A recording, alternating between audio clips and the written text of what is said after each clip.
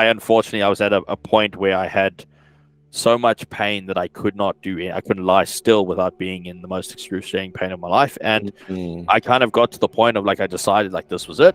I put my gun to my head. What? And I was at the point of like, I'm done. And he jumped up on the bed and he looked at me, and I realized that if I pulled the trigger, no one would know that he was here, and no one would be able to come and feed him, and he'd be in trouble. And he saved my life. As we know, bodybuilding is an individual sport. It is. It's lonely. It is. It's a lonely sport as an individual. Being able to facilitate a group of young females who I can bring like-minded individuals together and give them a communal aspect within this individual sport is something that is so special. And that's what I am. I'm that second voice of just making sure that they are reminded that they can do this. And I will move heaven and earth to remind them that they are capable of doing this. Is he Plato, Socrates, Aristotle, or is he Marcus Aurelius? Is he Henry Ford, and can he make you work wonders in your business with WhatsApp? He could and possibly still bring you back to life. He's Charlie from Charlie's Angels in the bodybuilding industry, hungry eyes for the golden retriever, and thrives in chaos. Please help me welcome only the committed James Alexander Macintosh.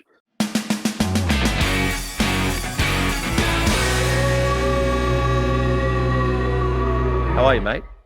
And that was an introduction of note. You know what? Give you props for doing some background research there. That's, yeah. That's always a good thing to see from a podcast host. Doing a little bit of throwing in some innuendos there that not a lot of people would have been able to pick up on, and only some close individuals would probably be able to pick up on. Or if you've been a fan for a while, you'd be able to pick up on. So congrats to you. Thanks, mate. You're actually the second person to give me some very good compliments out of the podcast we've done. Everyone does enjoy the introductions, but to go deep in the way you've explained it, I think I mistakenly am good at this. I don't think I purposely know what I'm doing, or I sit there, but I definitely don't do half-assed jobs. And at the same time, I think as well, it's your show now. So I'm going to do the research. And to be honest, it was great researching you. I enjoyed it. The one thing I have to say is off my scripts, and I don't really go with scripts, you've got a love affair with that golden retriever, and I've got a question for that here, mate. Don't you worry about that. Yeah, and also, why I called you Charlie in Charlie's Angels, you seem to have a lot of girl competitors, and you seem to be sitting around the table with a lot of girls. And I thought to myself, this guy's Charlie from Charlie's Angels. So I guess this is my interpretation. So let's start with well, not the question, but just my wanting to understand this further. Yep. Monday this week. Yes. Rice. It looked like white rice. Fried egg, yes, and then the golden syrup on the side. Yeah, maple syrup. Was that a stage prep, or are you fucking adding that to the meal? That's a pre-training meal. It's a pre-training meal that I do with a couple of my competitors. They're in off-season right now, actually, and that's an off-season pre-training meal. It's got carbohydrates. It's got a small amount of fats coming from the egg. It's got protein coming from the egg, and it's got the maple syrup carbohydrates. Pre-workout meal. Yep. I'm going to ask you a few questions. One, how far? This is a good question for me too. How far out of a training session should the pre-workout be taken? When should we eat and then go to the gym? So it is going to be personal dependent, and it also depends on the size of meal or what we are referring to as a pre-training meal. Yep. In this case, this meal that I'm referring to here, anywhere from 90 minutes to 60 minutes out would work effectively. That is dependent on if there is exogenous insulin being used. If exogenous insulin is being used, which is a compound that we do bring in this game and is used in this game, that will change the meal timing slightly because of the onset of insulin in terms of its activation period. So it's going to be twofold question, I guess, depending on if it's a natural athlete or not, or it's an athlete using insulin or exogenous insulin. Then the time frame changes ever so slightly. But if we're looking at a normal individual even if there is some form of compound use in there, but there's no insulin. We would use, meal timing anywhere from 90 minutes to 60 minutes pre-training. And that's, again, that is personal dependent and size of meal dependent. You don't really want to be having like a 3-course meal scenario before you go and train. You got to wait for that the digestion to obviously take over, if we were, and digest part of that meal, but we still want to be adequately fueled for our session. Now, like, I threw a lot there. You threw me out with that one with the syrup, man, with the syrup. Like, I'll tell you something about me just quickly. Yep. I find it very hard. I think because I was a fat kid, right? What was I a fat kid? I was a fat kid probably up until, say, 13. When I went to high school, I kind of lost it then. But I still feel that fat kid is around me. I don't know why. So, when people say, hey, X amount of calories a day, and throw a Kikac in there. I mentally can't fucking throw a Kikac in there without fucking destroying my brain. Like, I just can't. Like, I get it. That's why when I saw the syrup, I want to know more so I can surrender myself a little bit to things, but I find it hard. So if we look at it, like, it's maple syrup. So I prefer my clientele using maple syrup over honey. Maple syrup is less problematic on the GI. We can see, like, honey is good, and it is like a natural, not probiotic, but a natural probiotic in theory, and can help with like the stomach lining if we do have a sensitive stomach. However, we see maple syrup being even better than honey, for example.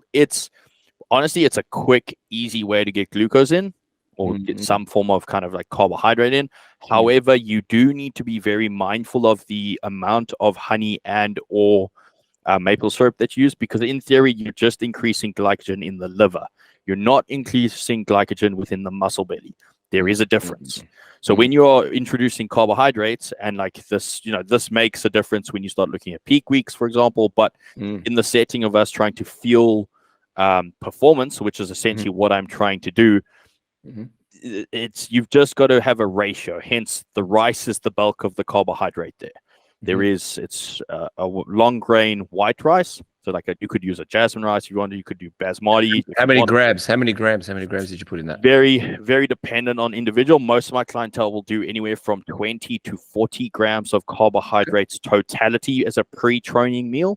Again, that is it, but it doesn't require a lot, and this is where people doesn't need to be a lot. Doesn't need to be a lot from that standpoint, unless there is, you've got a rapid insulin that or human log or something that's kind of been introduced. Then the game changes slightly. Yeah. Are you fat up or fed up? Tired of boring food? We just cooked this from our What Should I Eat cookbook. It's also on an ebook, making it more affordable for you. So, get your copy at threeog.shop.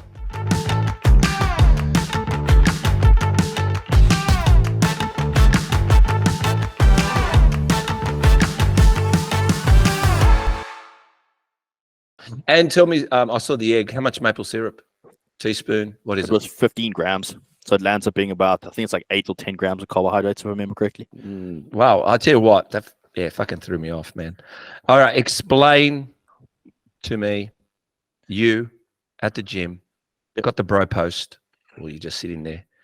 Only the committed. Only the committed. It's only the committed, mate. Come on. So only the committed came about as I was kind of going through the evolution of the company, and essentially I was working with a close friend of mine over in the UK while I had my company when I started it 4 years ago, 4.5 years ago. I moved over to Australia, and originally we were performance programming, because I'm a programming whiz. That's my specialty from that standpoint. I love programming. I teach it. I live it from there. But we started trying to dissect like the type of individual that I was attracting, the type of clientele that was coming to me. And at the time, we were looking for like a catchphrase, a slogan, if we were, for the company. And out of nowhere, he was like, "What type of individual do you work with?" And I was like, "Fuck, man, they're just committed. They're only the committed." And he looked at me, and I looked at him, and I was like, "Fuck, I got to change the company name." and that was it. And it is. It's a mentality. It's a type of individual. It's I've got it tattooed on my arm and it fits with the brand, but it's like if it's not a fuck yes, it's a no. And that's it. That's I've actually what got only, I've got that question on here as well. Yeah, and but that's what it is. It's that mentality. It's we're in. It's like the answer is yes, or it's a no. Where does and again, I'm going to go because we've got to always go just flow with the segues. Yep, we'll have a few. I know it's going to happen a lot. Your intensity, and I can resonate with that because maybe I'm wrong. You could say no, everyone loves me and everybody thinks I'm just I'm smooth operator. Me, I can just see the intensity, but the intensity is the truth with you, and I just think you love. I don't think you are a person that says, keep up with me. You're the person can you keep up with yourself? And when you see people keeping up with themselves, you're in. You like to invest and you want them to invest in you, but you want to invest in them. So it's 100%. Not about your 100%, which, funny enough, it's when they're blowing themselves out, like me, not blowing themselves out like out of the park. We're talking about they are committed. And when you see that, you say, I know you. Is that what I'm getting? That's it. It's that mentality of individual that I work with. It's not my level of 100% that you have to try and keep up with, as you kind of said there. It's, can I see in you that you're going to give me 100%? That your intention of what you do. That's it. Yeah. Unfortunately, we're going to throw out another saying, and like I've had some pushback on the saying in my life. Like on my ribs over here, I've got how you do one thing is how you do everything, and that is as if you take that in a very logical sense, you can land up completely going in a very big circle. But what it is, it's a setting yourself a standard. That's what that is. It's can you keep accountable to the way that you are? Can you keep accountable to the actions in which you are going to portray? So an individual who gives me that 100% in any aspect of what they do, you could be the 100% mother, and I'll work with you because you're going to be 100% committed to your children, to making sure that they have a better life, and that comes down to health. You can be the athlete that I work with. You're going to give everything into the prep. You're going to give everything into the game, the season. For me, it's like, cool, I work with you.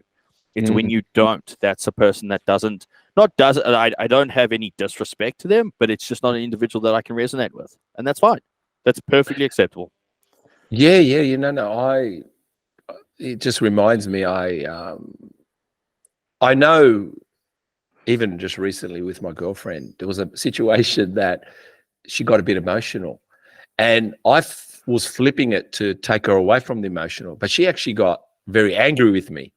As if I was, and I said to her before she even got angry, I said, right now, you think I'm fucking insensitive. But the fact was, I can sit in the fucking hole with you. We can all cry. But because I'm a standout and I'm trying to say to you, find the light, let's find the positive, let's get out of this because you've done a lot of good work. And that doesn't sound good to people. So not many people want to hear the other side. And that's where you kind of rub up against people the wrong way. Because if I sat and we all cried, well, I guess we're a gang. But because I'm saying, hey, this situation also has some good in it. You've got this. We find this. But sometimes you seem insensitive. We seem insensitive, but we're not. We're very sensitive. Yeah, it's I've got a big thing with like victim mentality that rubs me up the wrong way very quickly. But you have to be very mindful, and exactly what the theory and what you're trying to get at is you have to be able to be empathetic.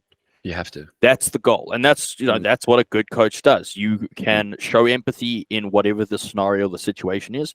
However, it is my job to take you out of there, to make sure that you don't sit in the shit and you don't become a victim and you don't become subjective to sitting in this, whatever it is, so much that it consumes you. That's my job. My job is to make sure that I get that 100% out of you. I'll sit there. I'll hold your hand. We can have the cry. That's fine. But then we get the fuck up and we work. Oh, that's why I said, I said that even before I even opened my mouth.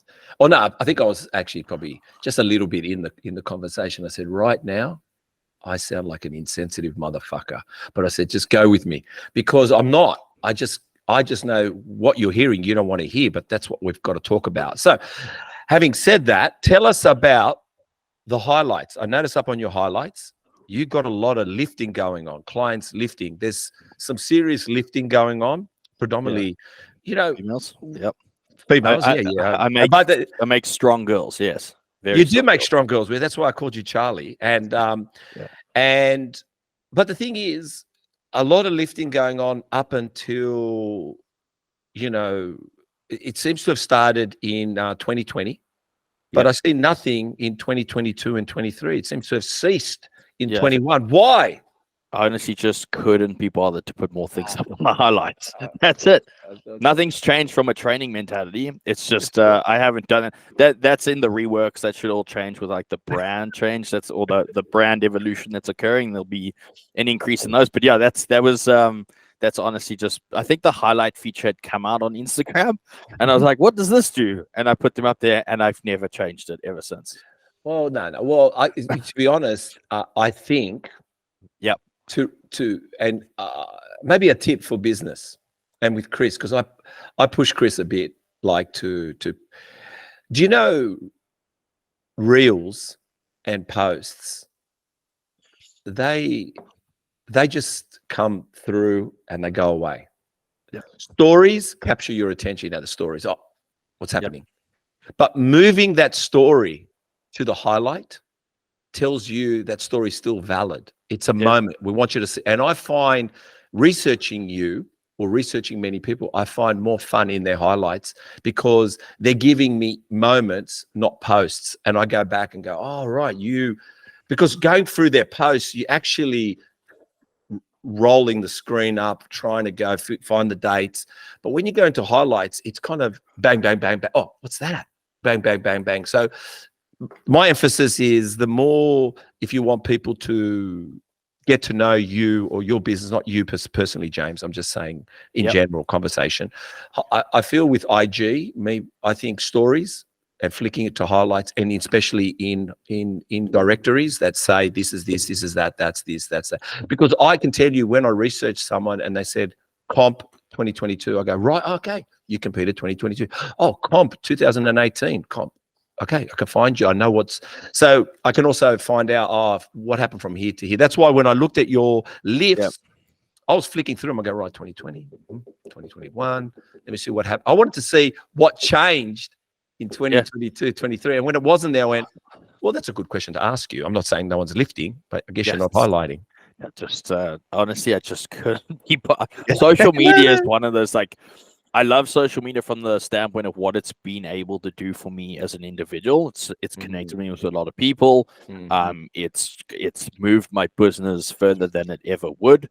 I educate online, I teach online, I do all of this in the space that is the internet. But sometimes I'm busy coaching. That's literally it. I'm busy coaching. I'm busy looking after my athletes.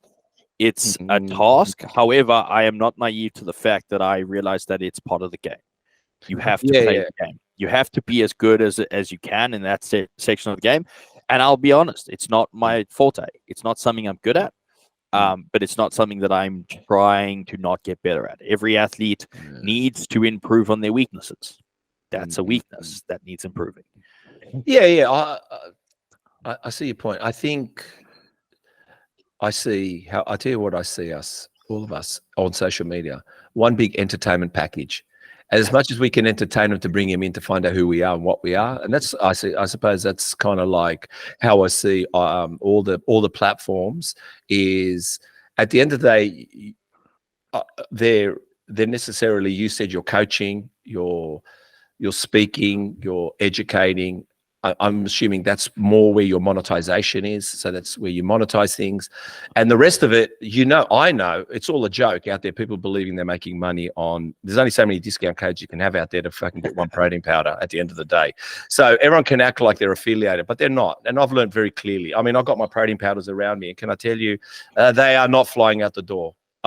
They are not flying out the door. But you know what? Who gives a fuck? I don't care if they don't fly out the door, because I get to use them. But at the same time, if I can sell them to people and people buy them, I'm very grateful. But there's still a lot of work at hand and a lot of things behind the scenes that we all need to do. So I just think that social network is one big entertainment platform. And if you entertain the people, they buy tickets or they sit down and pay attention. So that's how I look at it. Hey guys, thank you everyone for supporting us on Muscle Talks podcast. What I'd really like is for you guys to hit the subscribe button. Why hit the subscribe button? It just lets us get a bigger reach, a bigger audience, and also some of the greatest guests. You've probably already seen we've had a few Olympians on, and we're striving to actually get right up there on the 1, 2s, and 3s. Yes, possibly even C-Bum on here. So guys, subscribe, come on a journey with us with Muscle Talks. Now let's get back to the podcast. Explain the post again, 30th of November. Explain the magic trick, the bouncing ball and standing, obviously one leg up on the bench while she was, obviously doing a lunge, but a standing kind of lunge. I don't know how to call it. A Bulgarian split squat. Yeah, a Bulgarian split squat. So 2 things. 1, were you proposing? Or 2, what the fuck was going on there? Right. So the short and sweet of it is it's a distraction tool. Yeah, I could see that in the end. So what essentially was happening with the individual at that time was she was experiencing excessive knee pain. Now, to go into the biomechanical model behind it is the knee is a hinge joint. Right? So the knee essentially, there's a slight amount of rotation that can occur at the knee, but it's not supposed to rotate. It's like a door frame. If you look at your door and you look at the hinge on your door, it just kind of bolts. That's all it does. Okay. Now the problem is we start getting torque at the knee when we have an instability at either the foot or the hip. Now, most of the time or predominantly it's at the hip, but if we don't have the ability to pronate and supinate the foot correctly, we can't apply correct foot pressure, which then essentially allows us to internally rotate at the head of the femur, which sits in the acetabulum. Now, in her case, it had to do with more so a very tight TFL. So one of the really shitty, irritating hip flexors, like one of the few that we have. The hip flex is a group that we have. We have our psoas, our rec fem, then we have like TFL, and we have the small little irritating ones. And her TFL just gets jacked up all the time because of what was going on within her programming. Now, I went through quite a few interventions beforehand to try and get that TFL to release. So what had happened is I got the TFL to start responding and release and allow the pelvic position to get more into a neutral position. However, we were still having a degree of pain at the knee at about like the 90-degree position when she was going through this movement. And as I started going through it and as I started assessing it, it was very much so looking for the pain, not necessarily the pain being present. Pain needs to be unlearned. Okay? When you go through chronic pain and when we experience pain within training our lives, and we've been in a long duration of pain, kind of chronic pain in her case, 4+ years of having this knee issue, we're always looking for it. No matter what it is, we're looking for it. So the goal is to unlearn pain. And essentially what was happening from a very bland stand, and I'll go into the depths of it in a bit, but I was trying to get her to focus on something else to forget about the pain in the position. And that's what happened. Now, the actual mechanism of what's going on is we know that the cerebral cerebellum, so the little mini brain in our brain at the back of our head, takes inputs from what we do at certain speeds. So perception, we get a certain speed, like from the time when we visually look at something, the speed to the input to the cerebral cerebellum is whatever it's. I think it's 90 to 120 meters per second, for example. Pain sits at about 60. Proprioception, heat, vibration, hard touch. What's another one? We have kind of a few from them. We have about 6. Now, and they all run at higher speeds than that of pain. So if we understand this and we can understand this concept, we can, in theory, outpace pain by bringing another input into the cerebral cerebellum to make sure that it's kind of distracted. It's not the main focus. It's winning the race.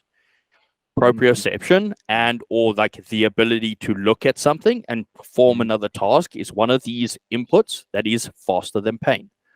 So the distraction in a layman's terms is actually me outpacing the signal of pain to the cerebral cerebellum with a ball that she's bouncing. And that's it. And I did that. She went to the range. She came out. I was like, where's your pain? She was like, fuck, I can't feel the pain. I was too busy concentrating on the other thing. All that took was, it was me exposing her to the range where she should have had pain, to realize that she can go in that range without receiving pain, for her to have a pain-free workout for the rest of the session.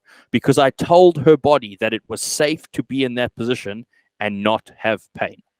That's it. Pain is a learned response. Was it also that you took the focus away? Because she really... That's what it is. Yeah. That's what that is. Yeah. Is that also... Tell me, is that why, and maybe...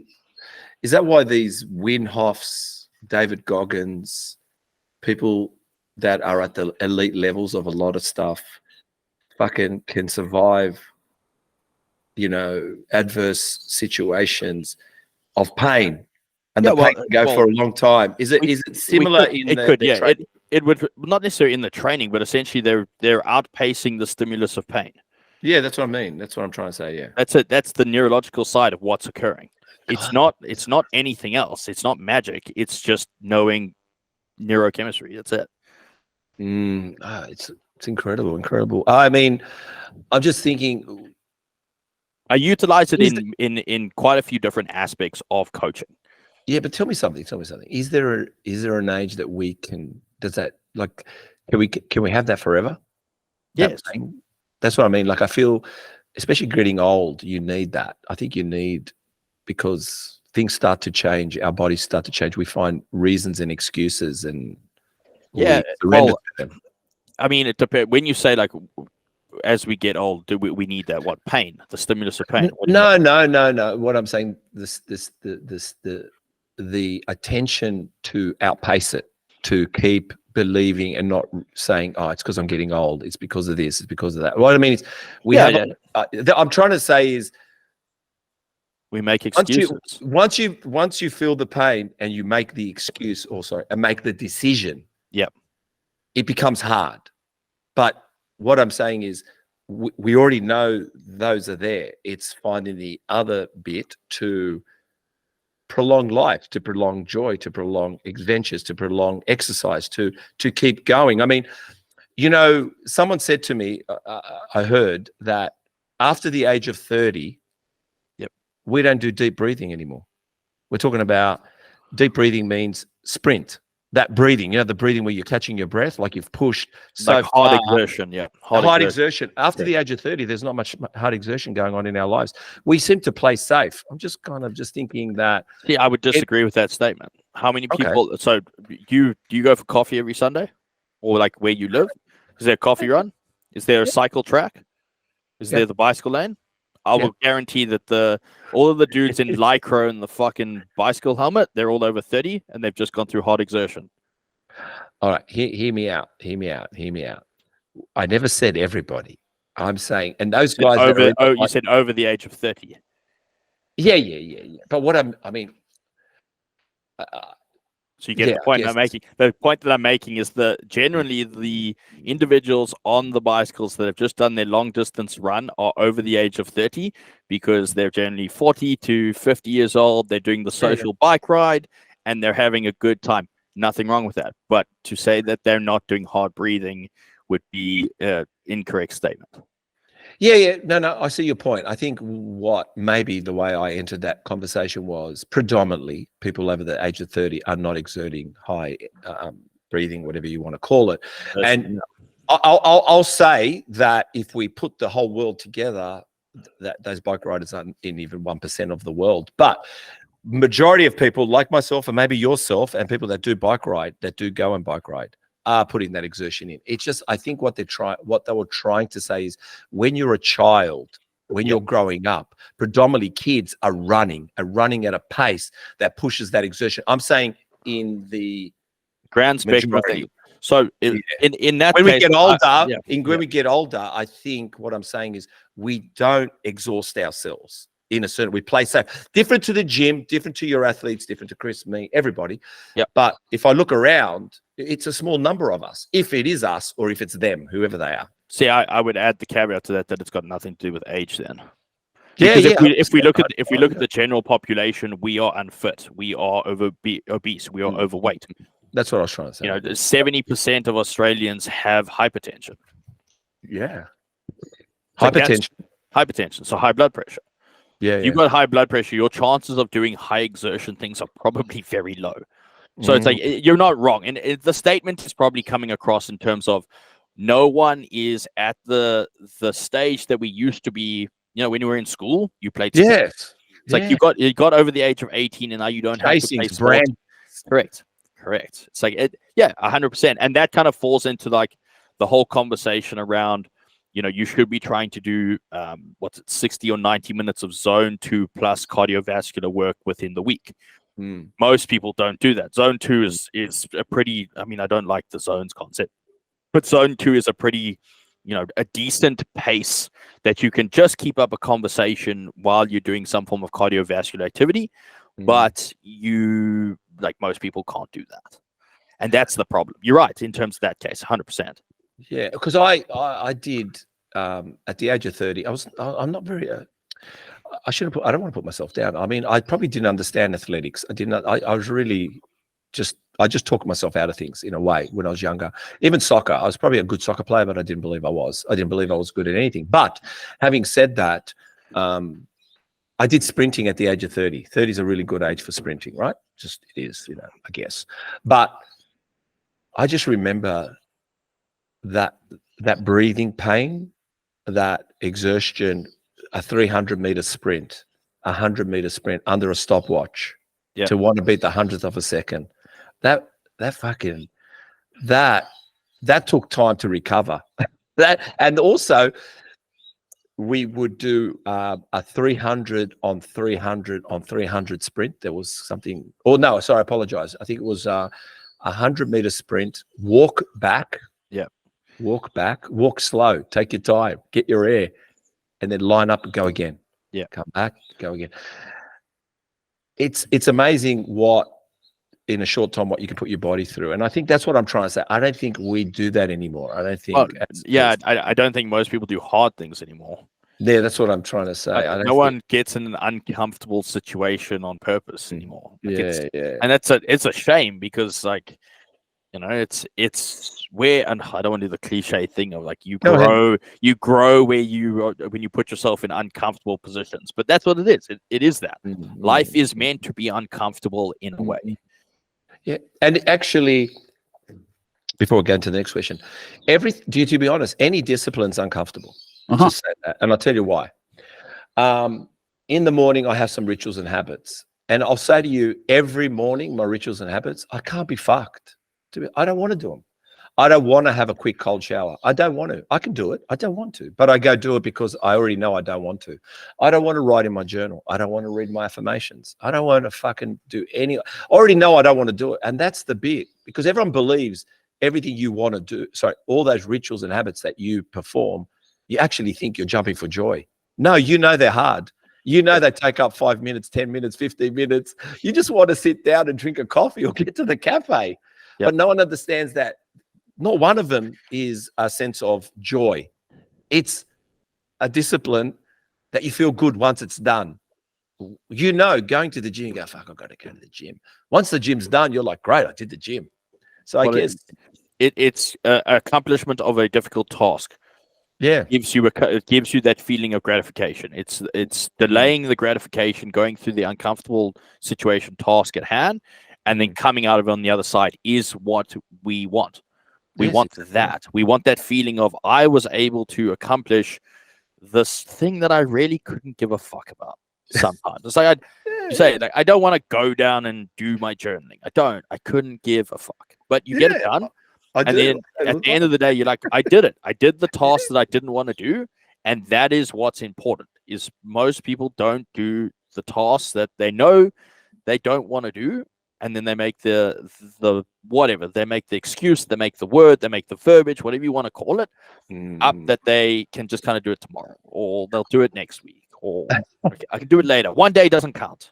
I think they want to believe that we want to do it, or they want to believe it's not fun, but we get it. It's just something we have to do. It's never been about fun. It's always about building habits.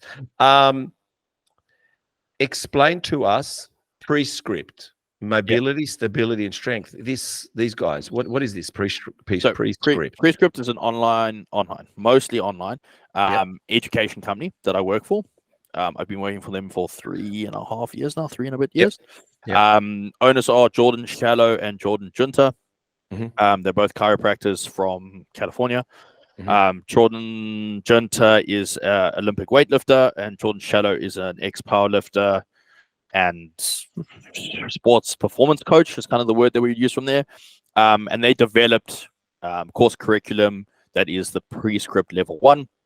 I teach that. Prescript Level 1 is Applied Biomechanics Functional Anatomy. So I teach alongside, what are we now? 6 other individuals in Level 1, 13 in total of coaching staff. So I do that. I teach program design. I teach performance nutrition out of that as well. We've got 14 or 15 different courses that we run in totality, 13, 14 per individuals. Throughout that, we do live intensives as well. So the live courses are generally 2 days hands-on, plus then our 16-week course that we do. And the goal is pretty much raising the standard of education in personal trainers. It's a continued education in theory. I think it should be the base foundation of what a personal trainer knows when they come into the industry. And that will change. That's the goal. The goal of the company is to make sure that we provide education that is the level that we think every personal trainer, clinician, sports performance coach, whatever you want to call it, has under their belt. And then we teach principles. The goal of what we do is to teach the principle behind everything, because if I teach someone a principle, they are able to extrapolate that principle out into any avenue that is required.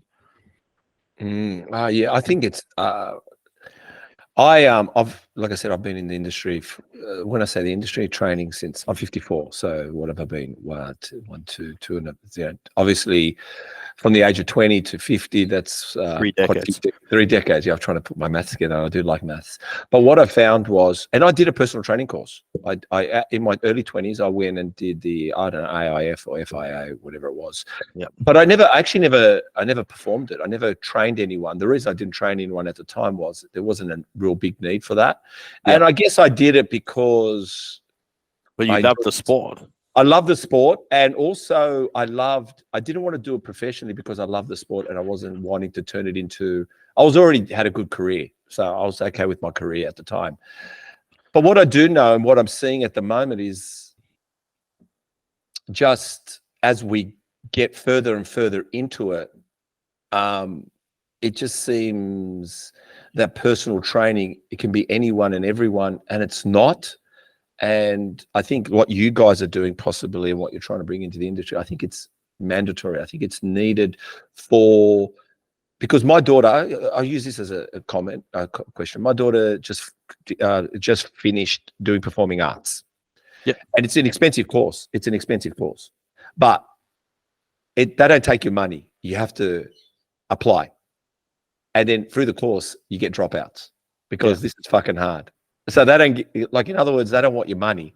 But if you apply and you can keep up and you can do the work, we'll take your money along the way because you're keeping up and you're going to be recognized in the industry, which is now, like, meaning she just finished. But that's what I mean. I just feel the industry probably does need a little bit more of a level up part to it for people. Well, unfortunately or fortunately, in a way, the barrier of entry is very low. It is. There is no prerequisites to enter as a personal trainer. It's not. You can be. I've taught Cert 3 and 4 in this country to individuals who have never been in a gym before. So it's like, but that's as simple as like the level of entry or the barrier of entry is currently, which is fine. And there's only one, and I'm not saying that, those people can't be in it and they're not going to be good trainers. It's the thirst and the hunger for knowledge on top of that. Because what we see is we see people go and complete their Cert 3 and 4. They can now work as a personal trainer and they think that is it. that's it. I've got all the knowledge that I need to do this. It's like whatever you've just learned, you pretty much throw that away. And now you start learning from the very beginning of like getting your hands dirty, getting skin in the game, starting to learn, work with different individuals. It's a low barrier of entry, concept or career. And that's why, unfortunately, it still has the stigma around it of like, oh, it's just it's a side gig or it's a hobby or it's It's not. This is my career. This is it. This is what I'm doing for the rest of my life. 100%. There is guys like you though. I've seen them. I'm surprised, refreshing at the same time. But anyway, I think you're right about the low point. I guess again, for my daughter, hence to end up going to one of the. It's funny. I don't like to go to an elite performing arts school, and to do 2 years of that performing arts school, and to before even anything could be handed over in relation to the monetary side, to the money side, she had to apply. So she had to do X amount of performances before they accepted her into the school. Yeah, so that's what elite academies do. That's how this works. That's what I'm saying. We need that as well in the body in the industry of sport. And what you guys do is, I think there should be that level before we even take your money. You show us what you got, and then when you got it, now come and join us. Let's take you to the next level. Which Ruby, her name is, has gone to the next level, which is wonderful. Yeah, congrats. Must be proud. Oh yeah. She's my beast. She's my girl. She actually, I learned a lot from her. I've learned a lot. I learned about women through her because I got to watch her from 0 to 20. Yeah. Are you Charlie from Charlie's Angels? And why so many wonderful competing? What more girls? And your post on the 24th of November was, in a very individual sport, being able to bring athletes together, create community has always been the goal. 2024 is going to be a good year. So Charlie, tell us. Yeah. So, I mean, as we know, bodybuilding is an individual sport. It is. It's lonely. It is. It is. It's a lonely sport as an individual. Yeah. And being able to facilitate a group of young females who I can bring like-minded individuals together and give them a communal aspect within this individual sport is something that is so special. To be able to do as a coach, as who I am, and to be able to make them better, empower them, get them towards their goals, show them what they're capable of. Because a lot of the girls that come to me, they're interested, they're good at what they do, they have the potential, but there's always this underlying, do I have it? Do I have someone who can believe in me? And that's what I am. I'm that second voice of just making sure that they are reminded that they can do this, and I will move heaven and earth to remind them that they are capable of doing this.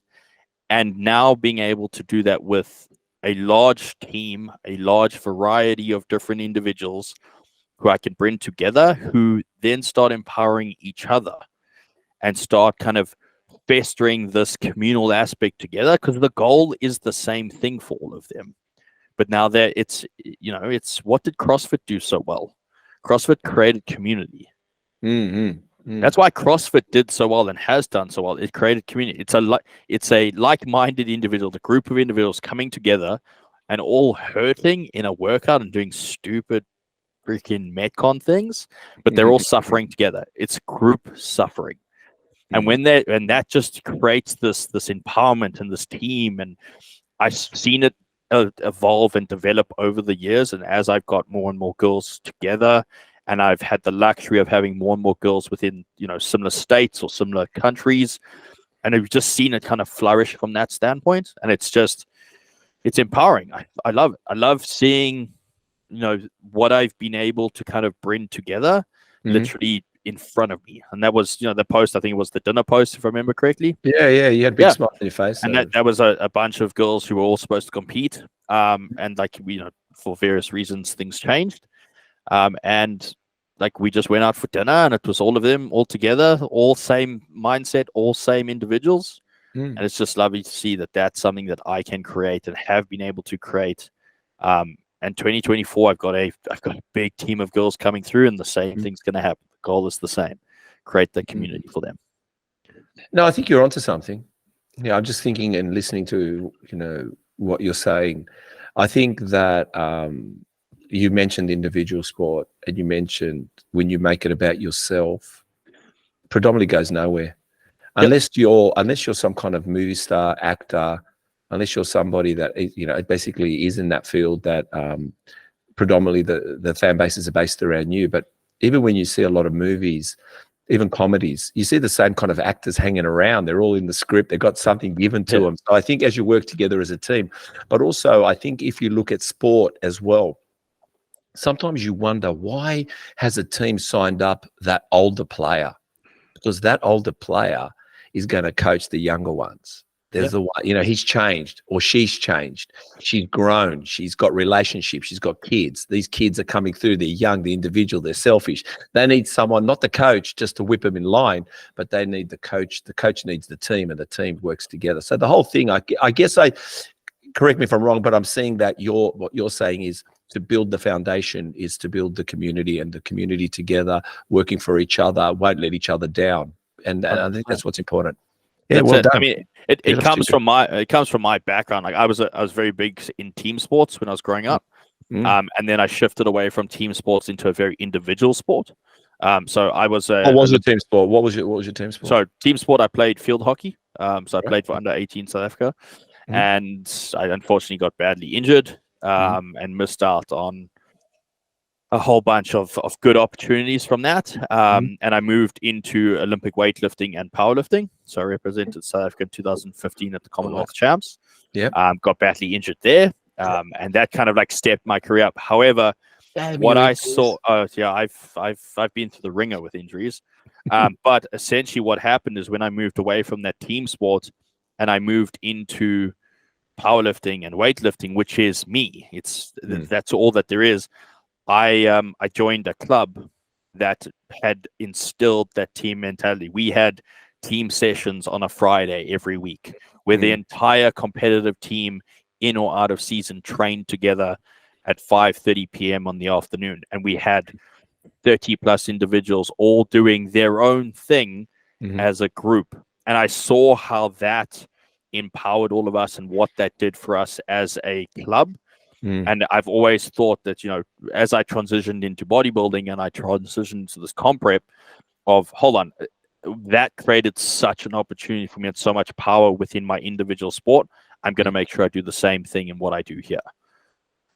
No, I love it. Again, it made me think. At the age of 30, and because I can tell you're a very business oriented person, and not only are you business oriented because basically you love the industry. To stay in the industry, you've got to monetize it, and to monetize it allows you to not only live, put a roof over your head, feed yourself, but actually grow it, make it better, invest into it, and obviously grow from strength to strength. I have to say that I remember getting. I was in corporate. So I was in IT, network engineer, computer operator, you name it, did it all. I left the industry to get into business, and the first thing I did is I bought a shop, and I bought a juice and salad bar. And it was the same time as Boost Juice, and trust me, I could have created my own chain. But working in the corporate field, which I worked in HSBC, that's who I worked for, HSBC.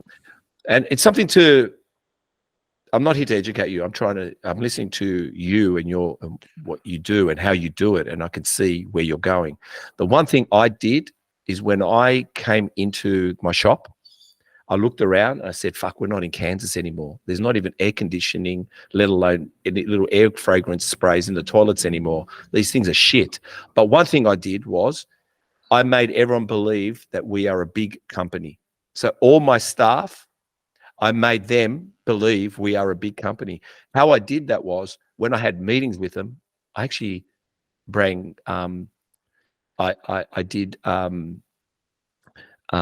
minutes. What do you do? I bring them what the meeting's going to be about. So I gave them a script. I handed it around to them. It's minutes of the meeting, essentially. Not And then I bring them the agenda of the meeting. I bring the agenda. So I'm just hear me out, like in relation to business. So your athletes, everyone, I bring them the agenda. So we sat down, we spoke about the agenda. Then I did minutes. Like these guys were fucking illegal immigrants, on study visa, holiday visa, and they're thinking, who the fuck is this guy? I'm giving him minutes, and everything was professionally done with a letterhead, with this and that. But guess what that did? It made them stay. No, it made them stay. You know why they stayed? Because everyone else did it on a brown paper bag. Everyone handed it to them in a brown paper bag, fucking handed them without looking at them in the face, not eye contact. Not what I mean is, yeah, someone can be cheaper, someone can be more expensive. I paid them a fair wage, not the best wage. But the reason they didn't leave was they knew what they came from and they knew what they were getting. So, but that's a tip for not for you, but for everybody to say, you got to see yourself as a big corporation. What is Qantas? What is CBA, HSBC, McDonald's, all these corporations? Why do they survive? Constantly reinventing themselves, but sticking with the brand, but the professionalism, constant professionalism, constant. Yep. And that's, I think that's what's going to make any business, including our own business, my business here, what we do to survive, is to keep that professionalism going, to believe we're a big corporation. Yeah, well, that's it. It's how you do one thing is how you do everything. Yeah, and have you got that tattooed as well? I do, yeah. 10th of November post. If it's not fuck yes, it's no. Okay. Yeah. It's on my arm. Yeah, no, yeah. Fucking, I was going to ask you about this. Yeah, go on. So it's actually, it originally comes from a relationship principle. Oh.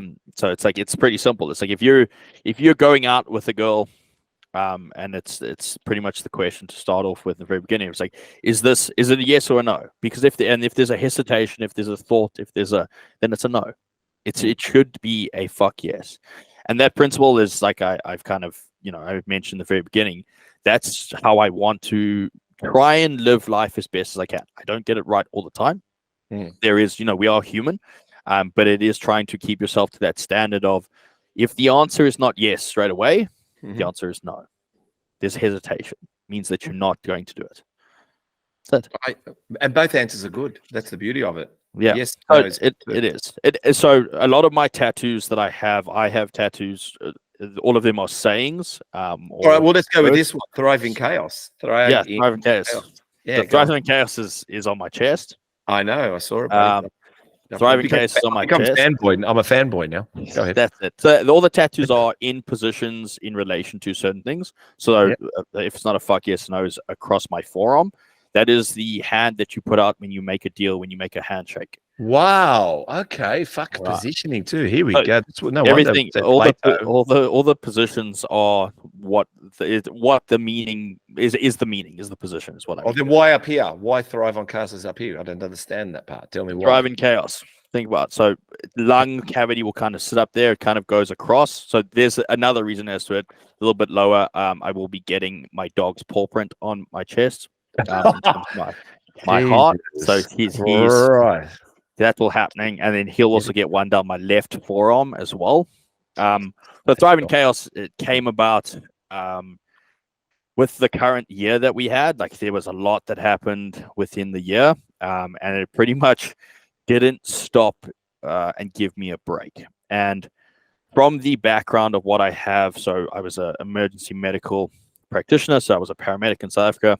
I was going to ask you that question. We might as well go with it. Yeah. So I was a paramedic in South Africa while I transitioned into becoming a coach, and that's a whole background history in terms of that. But for me, I get my most clarity when the shit hits the fan. So when chaos occurs, I tunnel vision, I get clarity, I have clarity of thought, clarity of vision, I make decisions faster, I make everything faster. I thrive in chaos.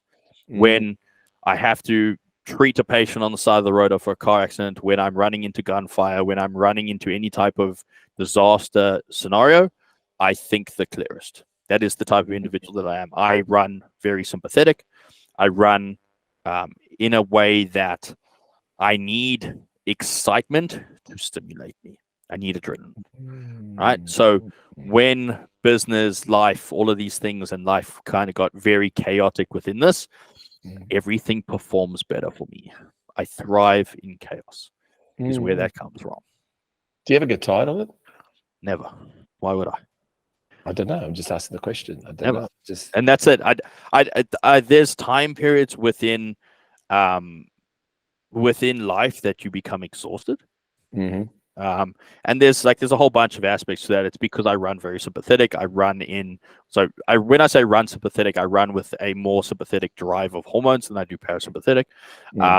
It's background. It's coming from the country that I live in. It's, there's neurons from that standpoint. There's a lot to that, but that's where I do the best work.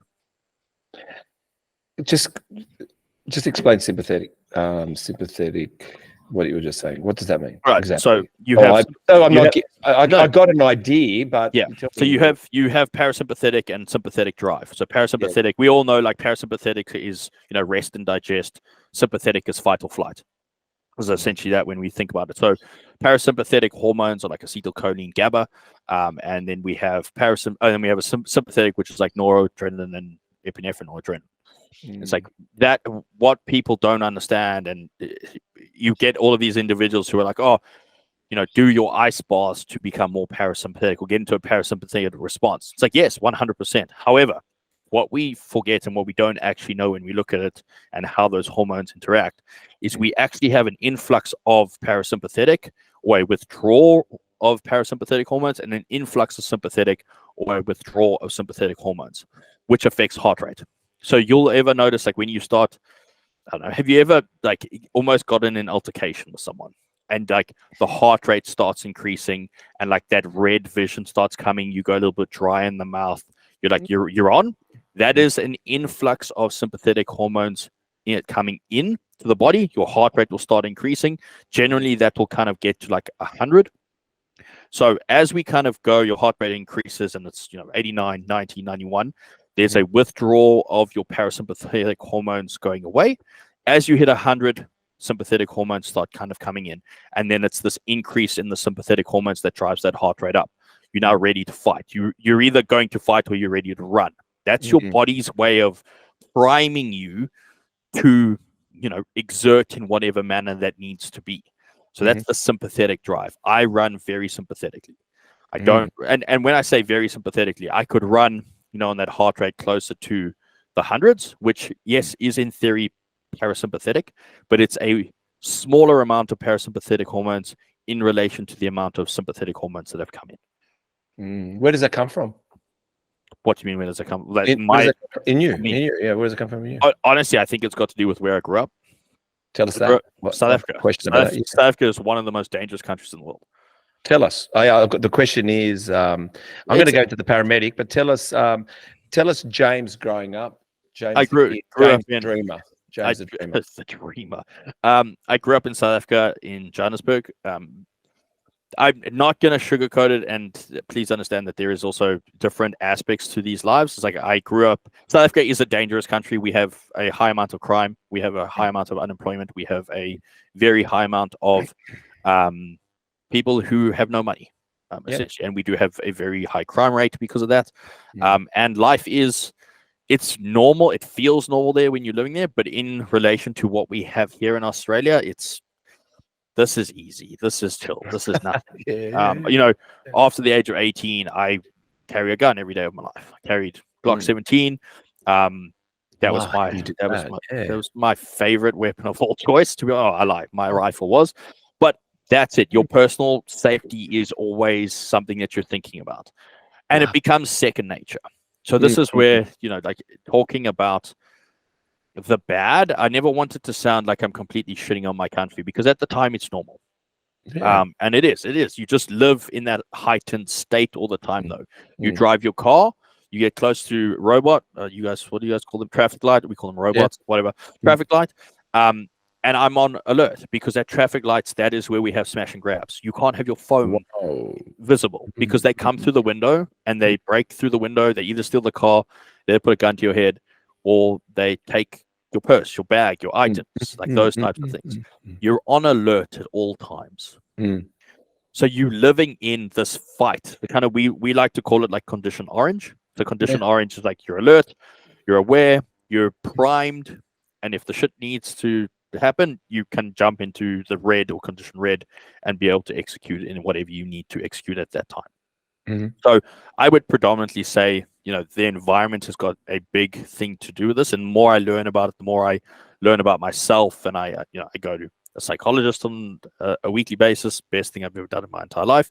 When have you been going to a psychologist? I've been going to psychologists for longer.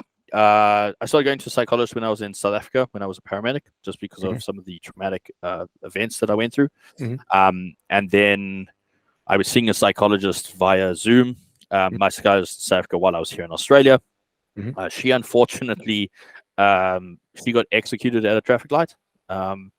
They put a gun to her head and they blew her brains out because they wanted her vehicle, and she was too stubborn to give her car. So good on her, fucking rip. Good, she gave them horns. And then I started seeing the psychologist that I currently see, and I've been with him now for 18 months.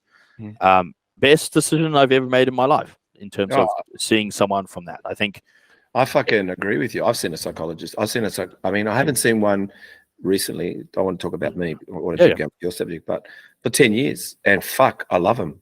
Personal trainer for your brain. Yeah, well, that's it. I mean, I see Nathan literally on a weekly basis. I have for the last 8 months. Good on you. Glad. I'm happy for many reasons from that standpoint. But I think it's healthy. It's not a bad thing. No one knows until you enter that room how good it is. Everyone can look on the outside and wonder. It's like the gym. Until you walk into the gym, you'll find out exactly what the gym is about once you walk in and pick up some weights. Yeah. So growing up, dangerous. Fortunately, what happened with your psychologist? It's fine. And so very active in sport. Wasn't a very intelligent kid growing up, to be honest. To be honest, it just didn't interest me. Sport interested me more. All these types of things interested me more. I played sport at a very high level. I took a knee to the back of the head in my final year of school and landed up with brain damage. Landed up in a coma for a while. Wow. So I'd had repetitive trauma to the head. I had about 10 different concussions from different various things. Landed up with that. They turned around and said that I could never play a contact sport again in my life. Obviously, the knee and the head happened in a contact sport, correct? Correct. Yeah, happened. Just in case you're brawling. No. It happened in a contact sport. And they turned around and said I can't play contact sports anymore. The likelihood of me becoming a vegetable and or losing functions with that was very high. And I think as you do as a I want to say a young man, but I'll say a child at 18, to be 100% honest. I made a very emotional and very rash decision. And at the time, I was supposed to go into exercise science. And I was like, I'm not going to do this, because if I can't play the sport that I love and do the thing that I love, why would I go and study it? Why would I coach people? At that time, I think you're naive when you're young. You think that sports is the only thing that exists. I never really thought about coaching to a certain degree. Like I coached an under 25 girls team when I was 18, and it was good, but I never could see a career out of it. I could never see the longevity from it. So when they told me I could never play the sport again, I was like, no, I'm not doing this. And long story short, I somehow managed to pass my final year of school. Thank God for my mother, to be 100% honest. She woke up every single day of my final exams at 2 a.m. in the morning, and she taught me the subject because I had short-term memory loss. So I could not remember. Wow. So have you seen the movie 50 First Dates? Do you remember with the 50 First Dates? No, I know. I can't remember. Right. So exactly, 50 First Dates, essentially what would happen is I had such bad short-term memory loss that when I went to sleep, I could not remember the day before. Wow. So what would happen is there was no point in me studying because I would not remember what I had studied. So my mom would wake up in the morning at 2 a.m. And she would teach me the subject that I was writing my test on. So she'd teach me for about 6 hours. And I went and I wrote the test, and I got poor marks, but I managed to pass. And that allowed me to go into emergency medicine. So we have we have different ways of doing or becoming a paramedic in South Africa. So we have like a short course way, which is essentially it's like hands-on practical work for 3 months, and then you do 1,000 working hours on an ambulance. Then you do the next 4 months or 6 months, 1,000 hours, and then kind of like another 8 months off that and 1,000 hours. So I started with my first two, and by mid 18, I was a practicing paramedic and independent practitioner, and I started doing that. However, I started doing a lot of contract work. I started going around Africa. as a paramedic. And I realized very quickly that the lifespan of this career is not long. We have a very severe trauma capital. We are the trauma capital of the world in terms of medical fields. So I started studying exercise science because I missed. I started kind of having the realization of like I missed coaching, I missed people, I missed the athletic side. I started coaching at a girls' school for a hockey side, and I wanted to do exercise science. So while I was on contracts, I did kind of like distance learning. I got my exercise science degree.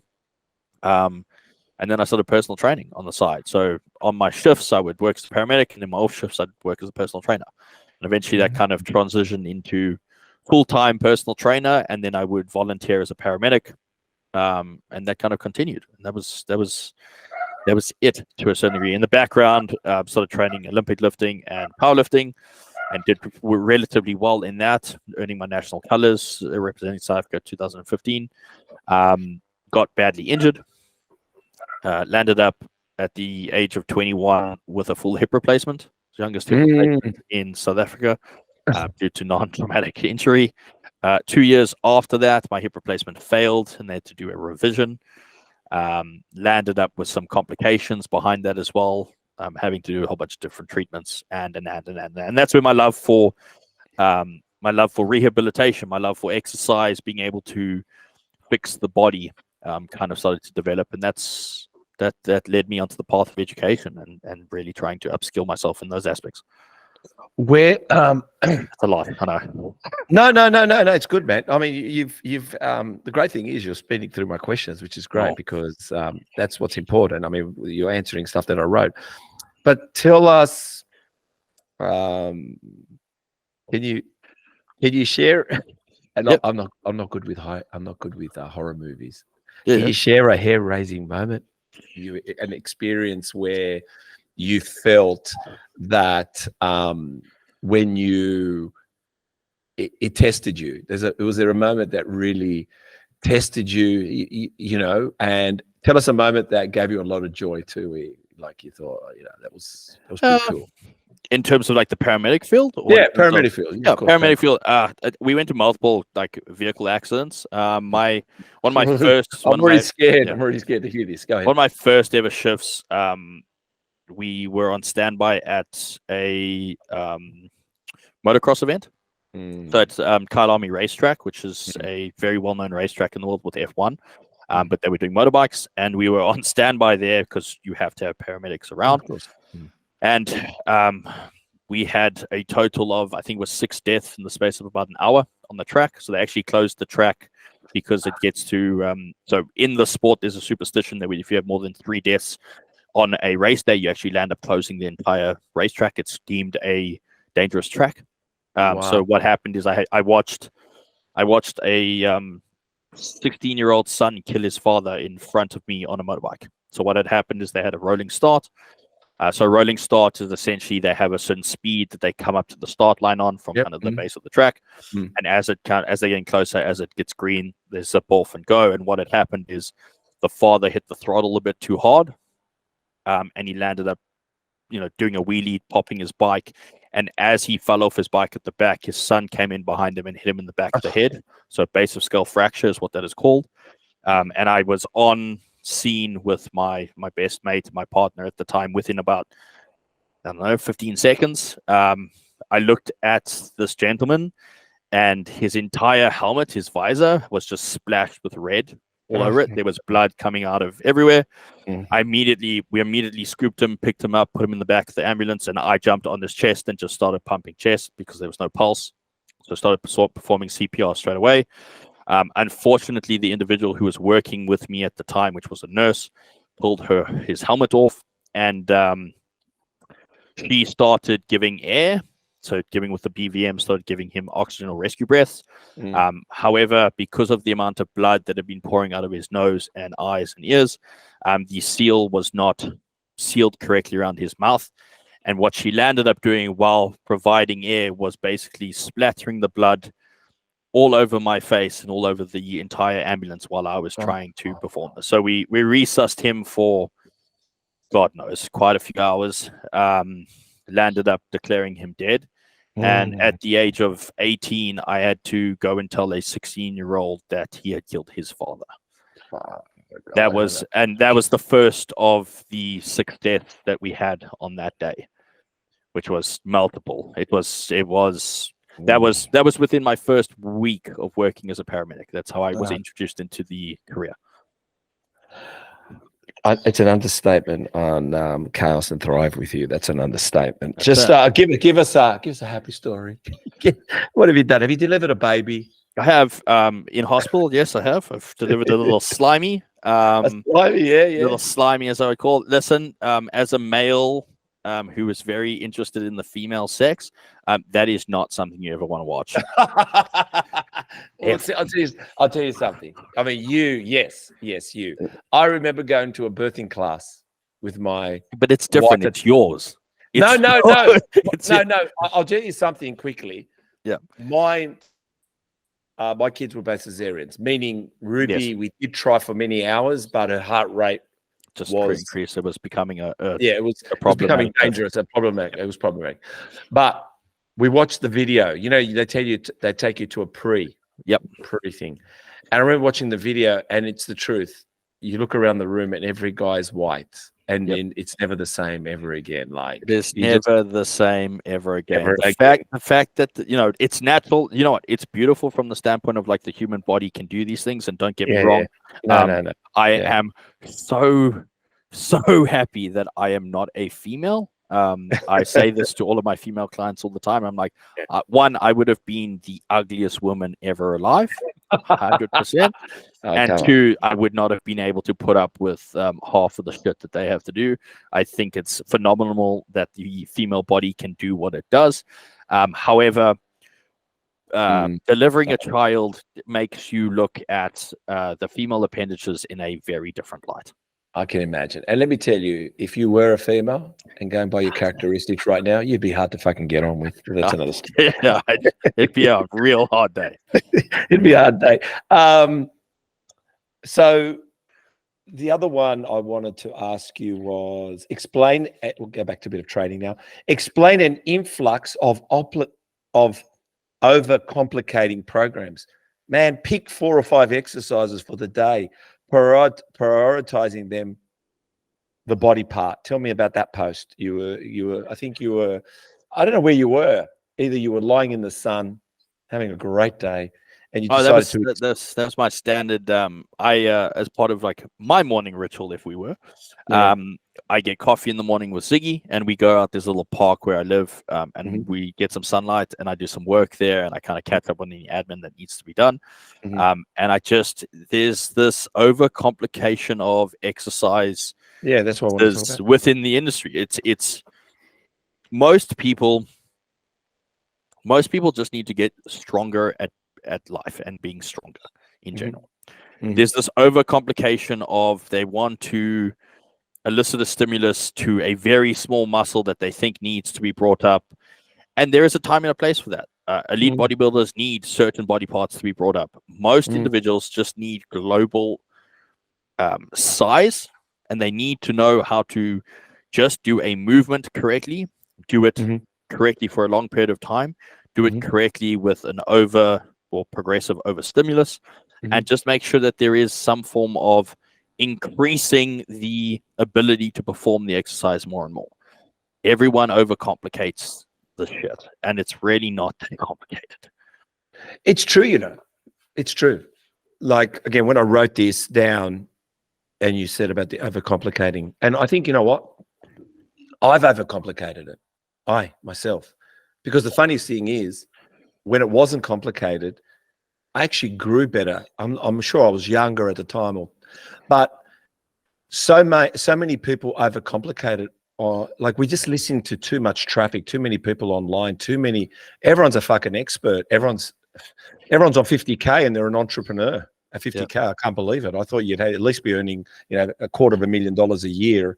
And that's net to call yourself an entrepreneur, and maybe a private jet, but everybody on 50K is an entrepreneur. So what I'm saying is, it's true, I mean, the basis of growing your chest, I guess, and the basis of growing anything is to turn up it and give it its moment of all right, you're doing preacher curls. What you think? Correct me again if I'm wrong. I'm assuming this is where you're coming from. All right, you're doing a preacher curl. Why aren't you doing a preacher curl this week? And why have we stopped doing preacher curls when you've just touched on it? I mean, yeah, you might be choosing 3 exercises. One of them is the preacher curl. Why aren't we doing preacher curl? Is that what you're trying to say? Like, in other words, exhaust that exercise, push that exercise, allow that body to know this is what we're doing, maximize it, monitor it, write the weight down, see if you can increase the weight on that exercise before you start jumping around everywhere, not knowing that you're increasing your performance. Yeah, that's definitely part of it. I think it's most people are picking exercises because we see online, like, for example, the single arm high to low row. So that's like a single arm pull down, if we were. That was for lats. That got this massive like spike in. Is it this one here? Yeah, that's it. 100%. Yeah, go. And there's absolutely nothing wrong with that. However, you see individuals who can't even perform a standard lat pull down move to doing this very immediately. And my problem with that is, yes, a neutral position and being single arm could possibly elicit a better response to the lat for hypertrophy. Could. But you're weak as fuck. You can't even do a normal lat pull down in a pronated grip where you could be stronger, where you are bilaterally loaded, and you should be able to, I don't know, rip 3/4 of the weight stack before you really think that a single arm is going to be necessary. All that a single arm movement does is it creates load management. That is what it does. Is it similar to this exercise? I've seen them doing this exercise. That's a face pull. So a face pull has got. I don't know about that, man. I don't know. I'm kind of. It's new. It's new to me. I just think there's so many ways that we should be exhausting more bang for buck exercises before we land up doing these other exercises. So that's what I'm looking at. I'm looking at all these exercises. I'm going like, fuck, like I give them a go. And to be honest, I always wonder. I go, I don't know. I found, like what you said, I found the seated rows with the right grip, the right push, leaning forward, pushing back, the fundamental rows with a good weight, heavy weight, where you're fucking busting your guts. I find that better than the one you're talking about where you're pulling it down like this, like the basis of hypertrophy is mechanical tension, which means load. So you're now doing, and there is like a caveat to this. I'm not saying that you go and we'll get complaints. Don't worry about it. We're going to get complaints. It's okay. And they can message me and I will happily tell them that they're wrong. That's fine, because at the end of the day, all that you're landing up doing is you're underloading yourself, which is a very useful tool when it needs to be used. Mm-hmm. But 90% of people are not at the point that it needs to be used yet. Of course. So you're shortening your runway for progression.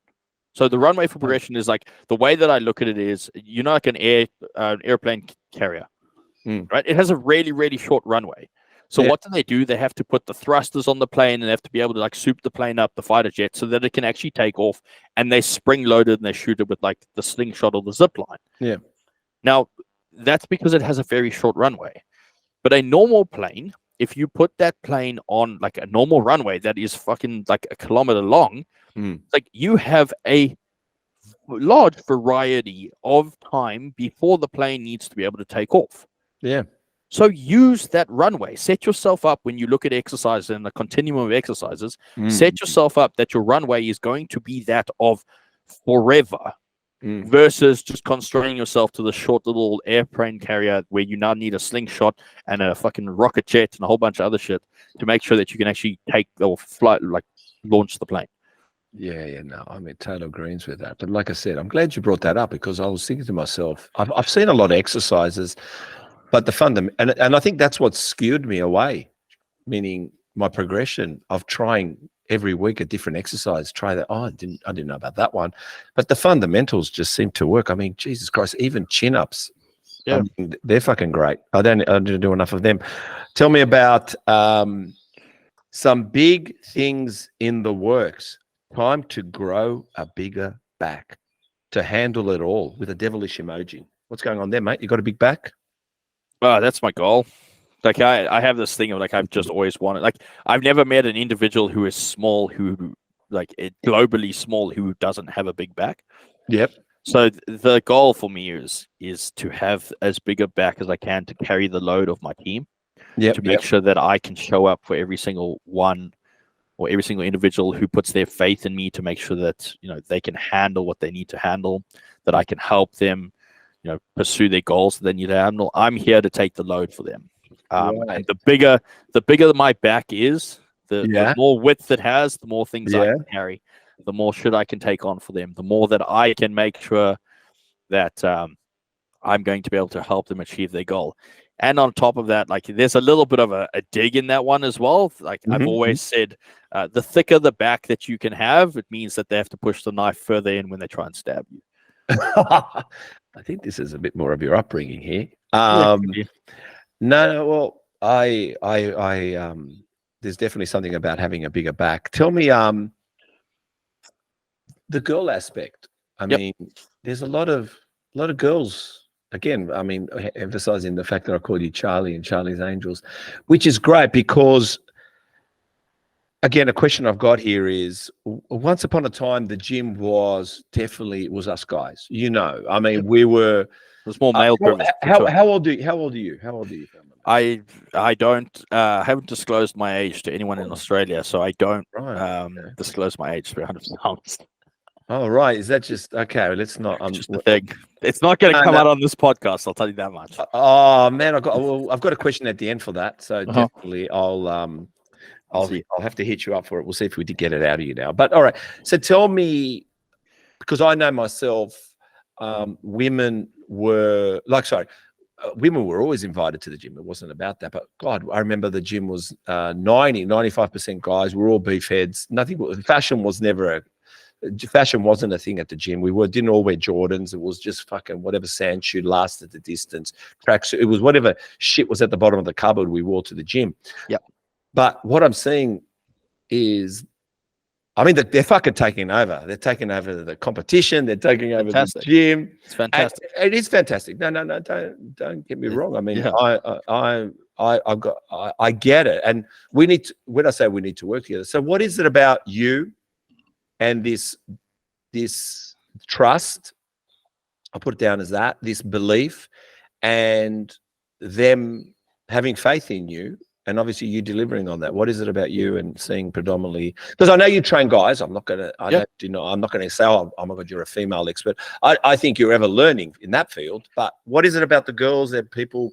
And I see, again, sorry to say this, I've seen it with other coaches too. A lot of the women are really trusting male coaches. Why are they trusting the boys when they can be trusting the girls too? But it seems like more and more trusting the boys. Why? Honestly, it's probably the best people to ask is probably them.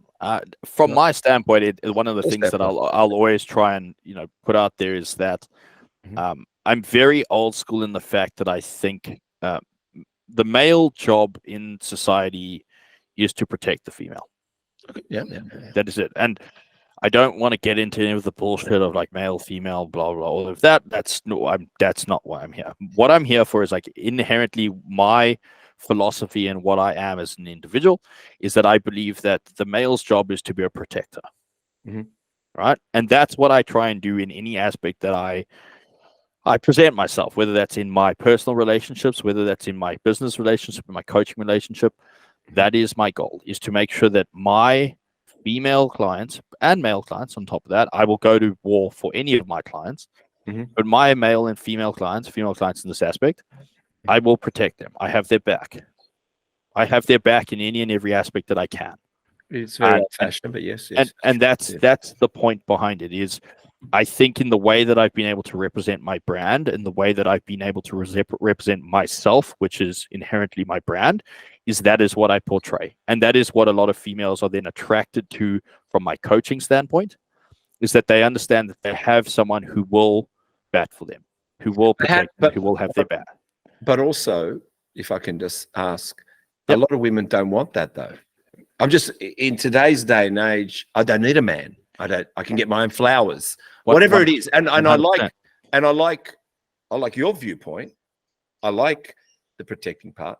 Yep. I like even myself today, when I said I walked with my daughter, I had to push her to the inside You- of the curb so I could Correct, walk because outside you the curb. always walk on the outside, so you make sure that the female is never closest to the road. That is an Yeah. old school thing that men don't do anymore.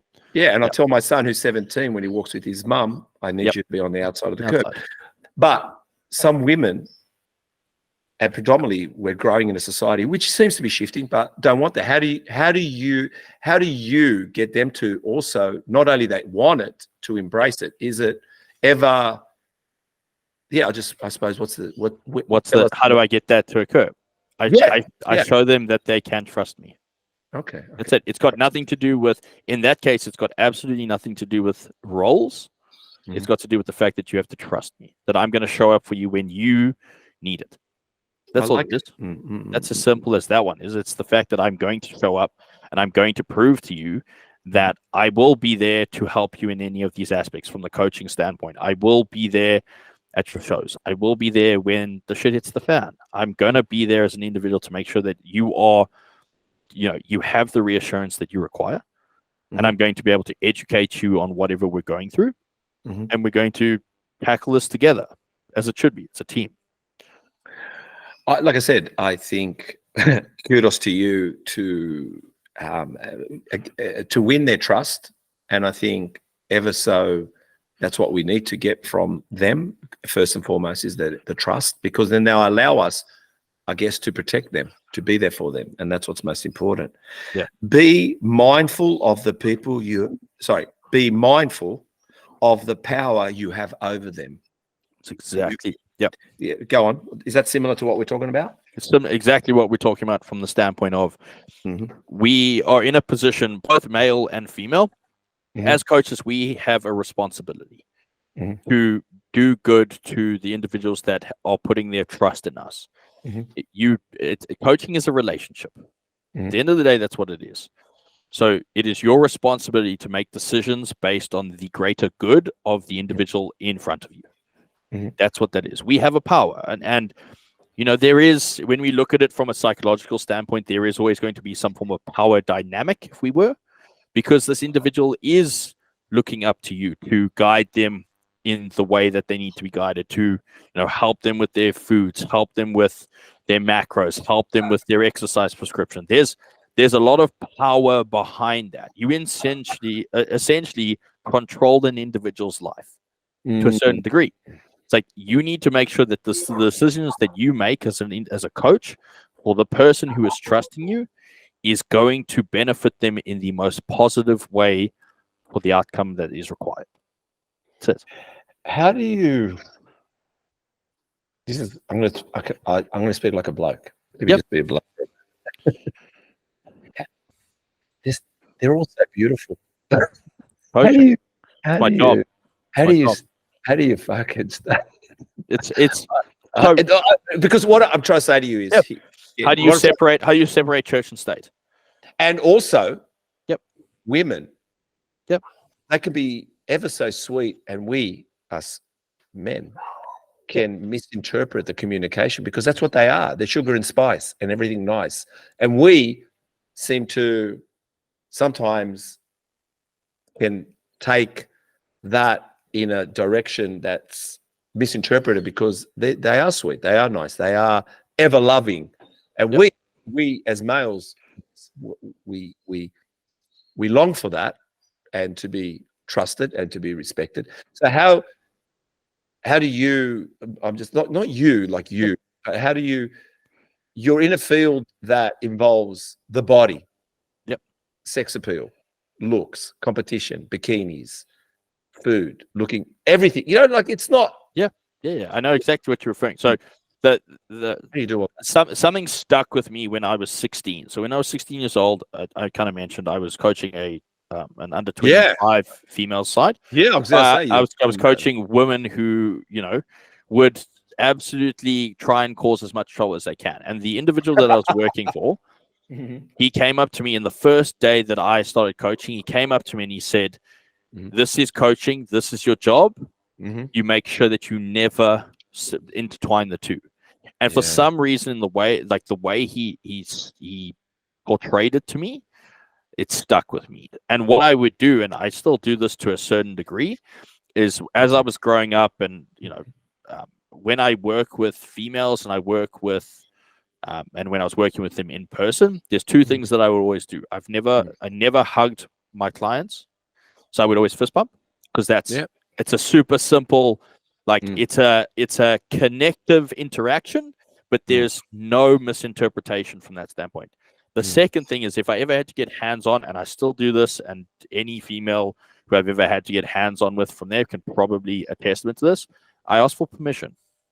The first thing I do, if I need to cue them, if I need to touch them physically to be able to put them in the right position, it's, do you mind if I touch you?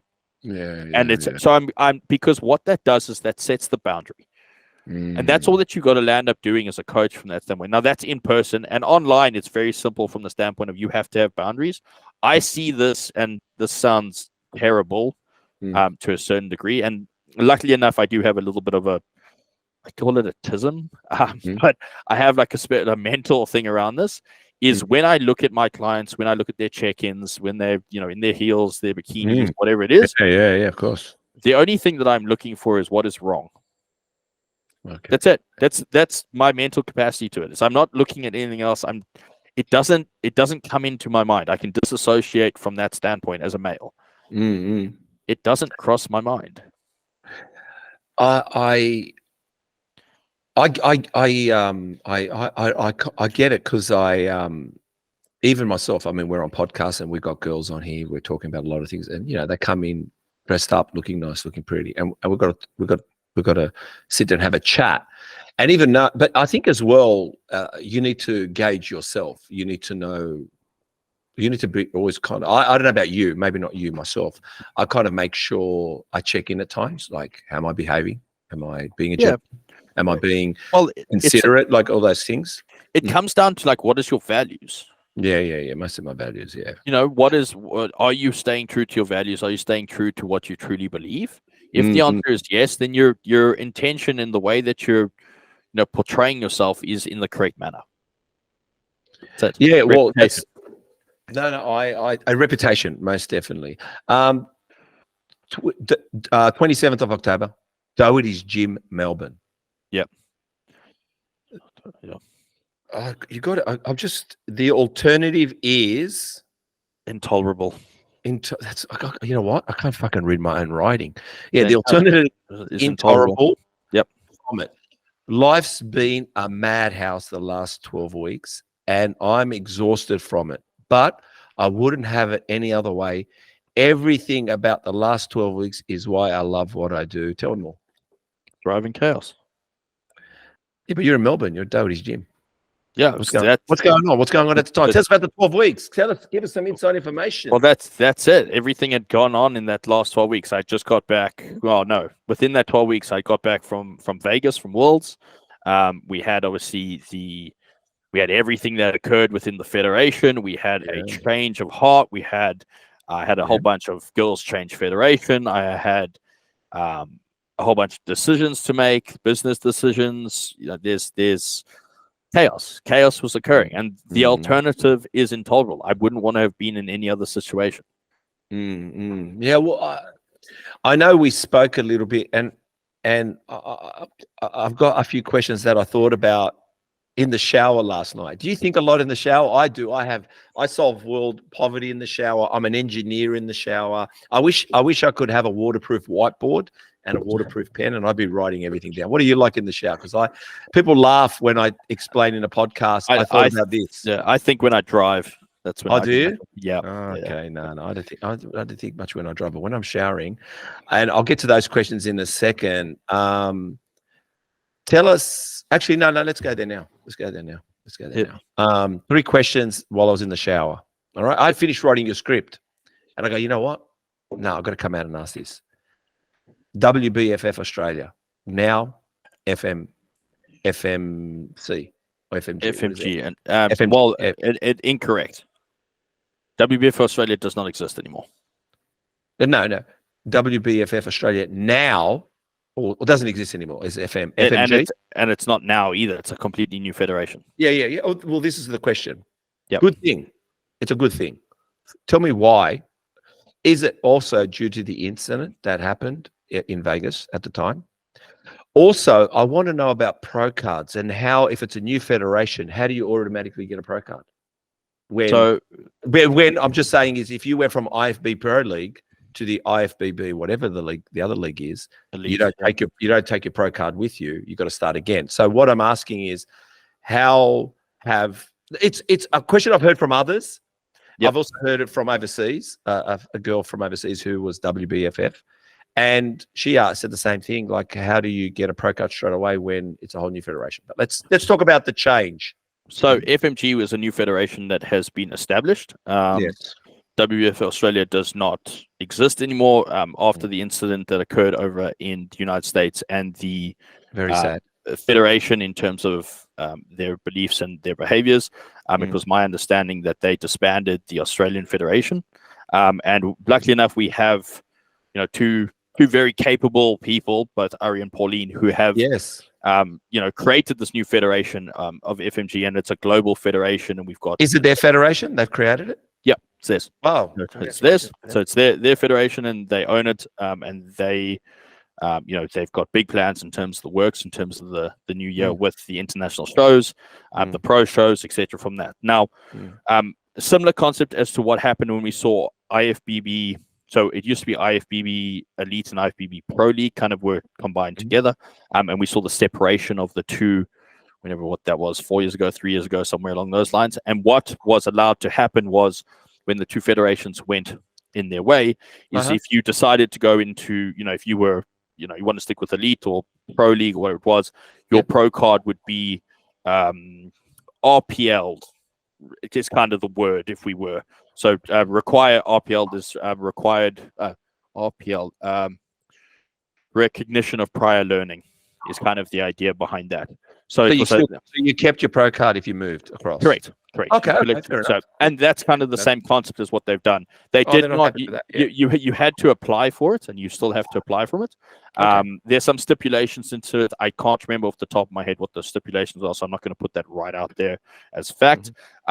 Some of it had to do along the lines of if you had competed in the last couple of years, or you received your pro card within a couple of years, and are then looking to compete within the next 2 years, I think it is. You can. There's a few stipulations behind that. I think that's all online on the website. You can have a look at. But you have to apply for it. You have to kind of give evidence as to when you received it and from where. But that is predominantly with the moving. If you wanted to move from WBFF to FMG's new federation from that standpoint, and that is held by Ari and Pauline. I think as well with all federations. I think if you are wanting to work and represent that federation together, I think, it's great to, and I think when you say that standpoint, I guess looking at people, previous pro carders, how they see themselves within the federation. Do they see the brand together? Is it an affiliation? Is it a kind of collaboration? You're a representation of the brand. Yeah. I think that's what they're looking at. So I'm with you. I just want to ask the question. So the next question I want to ask again, and I think this is really important. I think you're the guy that can answer this question because you don't give a fuck. Women in this sport, us guys, we seem now to speak very openly. I remember in the 90s, no one spoke much about it, or the 80s, about being natural, or performance enhancing drugs.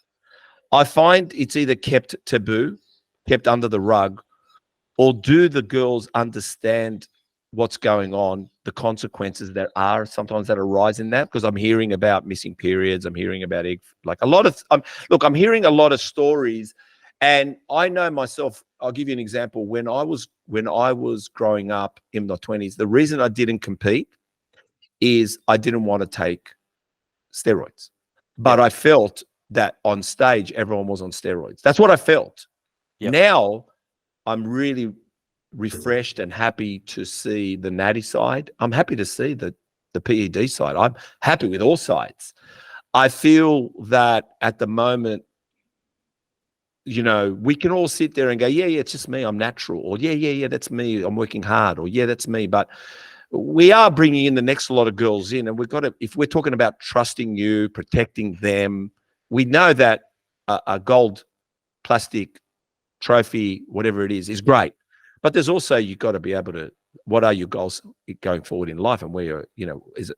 So anyway, I wanted to ask you the question about women in sport, you know, and the fact that,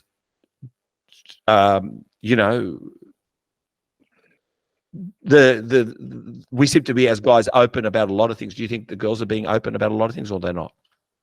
I think it's twofold in terms of the question of PEDs, and the term PED is an interesting term from that standpoint. It's performance enhancing drug. Now, when we hear PED, we immediately think anabolic steroid. Yeah, of course. Yeah, of course. That's, you're right. the incorrect way to think about it, because PEDs could be caffeine, for example. That is actually a thing on WADA. So WADA is the International Doping Committee, World Anti-Doping Association, where caffeine content is actually monitored as a PED, as a performance enhancement, for example. So if we really look at it from that standpoint, PEDs is the wrong word because it gets the negative connotation as anabolic steroid. I think that there's still the very taboo thought process, and like when you hear PEDs, you think, oh, you must be taking testosterone or something like that. So PED could be as simple as something like injectable L-carnitine, for example.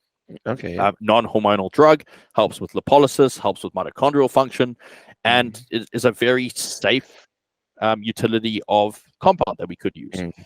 I think a lot of people don't understand the difference, and because of that, I don't think it's spoken about, because no one's really ready to sit down and have an adult conversation. They're not. No, they're not. They're not. The other side of it is, unfortunately, and this goes back to the responsibility as a coach, we have a lot of coaches who don't understand what anabolics do, don't understand the prescription of PEDs, and just blatantly just give everyone a cycle of Anavar, and their females just take that. And there are risks. There are risks, and there are effects that every drug gives you. Paracetamol has an effect that it gives you, whether it's negative or positive. Antidepressants do. Same thing. SSRIs do the same kind of concept. They play with, you know, dopamine response and acetylcholine. Like, there's a whole bunch of aspects to these things that I think a lot of people just don't ask the questions about. I've had, unfortunately, you know, girls come to me who do consults and help, you know, to fix things, hormonal issues, where I ask them as to, you know, what have they taken, and they tell me the laundry list of drugs that they've been put on. And I sit there and I ask, do you know what any of these do? And the answer is no. Because they've blatantly, they trust the individual that they are working with, that they think they have their best interest at heart. And that's part of the problem. It is. I'm seeing it. And people like you and a few others I've spoken to, and you seem, why I felt I could bring this question up was refreshing enough to believe you could have those conversations with them. I feel that the sport has add-ons that costs buying from. I mean, you might as well be a drug dealer. And this sport, you've got to be careful with it. Like, I would hate to know we've gone down the line of where we talked about trust and protecting women and guys as well. I said to you, I took a cycle at 50. I blew myself out. I never had a coach. Some leb that I know, love him, great guy. I trusted him. I did. He taught me everything. But I kept thinking, pumping it up more. I didn't understand the less is more. And I did. I blew myself out. I blew myself out with it. It was a great experience. But now I realized it's not a bad thing. I mean, I still have to do all the fucking work. And I'm so happy I'm not on it, because now my food's even better. My training's even better. My attitude's even better. My bloods are even better. I've cleaned myself up even better. If I decided I wanted to play around with stuff, I've got to become better at that too. I've got to talk to the right people. That's the conversation that I have with any individual who is on my coaching team that wants to dabble in these things. The first thing is you have to show me the commitment to everything else first, and then I kind of have like a call it a hierarchy of drugs that kind of come into play. Like, let's start with, for me, the first thing is, can you make sure that we get all our foods on track, consistently making sure that's right? The first thing is training intensity there. Then on top of that, then I start going with metric things. Okay, you're going to take your blood pressure from me Monday, Wednesday, Friday, first thing in the morning, and you're going to do a blood glucose level prick Monday, Wednesday, Friday, first thing every morning. Show me that consistently for the next 3 months. I like that. You slip up on that, I know you're not ready for drugs. Yeah. So it's like we start with that. Then we start with non-hormonal things that we bring into play. So especially females, hormone drugs, or drugs that start playing and interfere with the hormone cycle and the HPA axis, I'm not introducing as a first line of resort. I'm introducing everything else that I can bring into the play before that. And I get a fuck ton out of it before I even start to mess around or play with the hormonal and the HPA axis, because that is a very different ball game when you start playing with that. Males are lucky from the standpoint of, like, we can fuck around with drugs and like, yeah, we're gonna fuck ourselves up, but it's the effects are not as detrimental as if you mess up a testosterone dose with a female, you're doing things that are irreversible. Yeah, and I've heard whispers, man, just whispers. People, and they talk to me like, on the one side, I've heard of it being a great money business, but they're fucked, and that's scary. And I'm just, like I said to you, I'm so glad I'm bringing this question up with you, and hence why I was in the shower and I thought, fuck, if anyone going to bring these questions up, I feel like James is going to be the guy. So I appreciate this open conversation, because I've never. I want the podcast. Yeah, and this is how I want the podcast to be. But I still feel that in some ways the women aren't ready to talk about it. Some not yet. I don't know why, but it's going to take, if anything, the trusting man, the protector.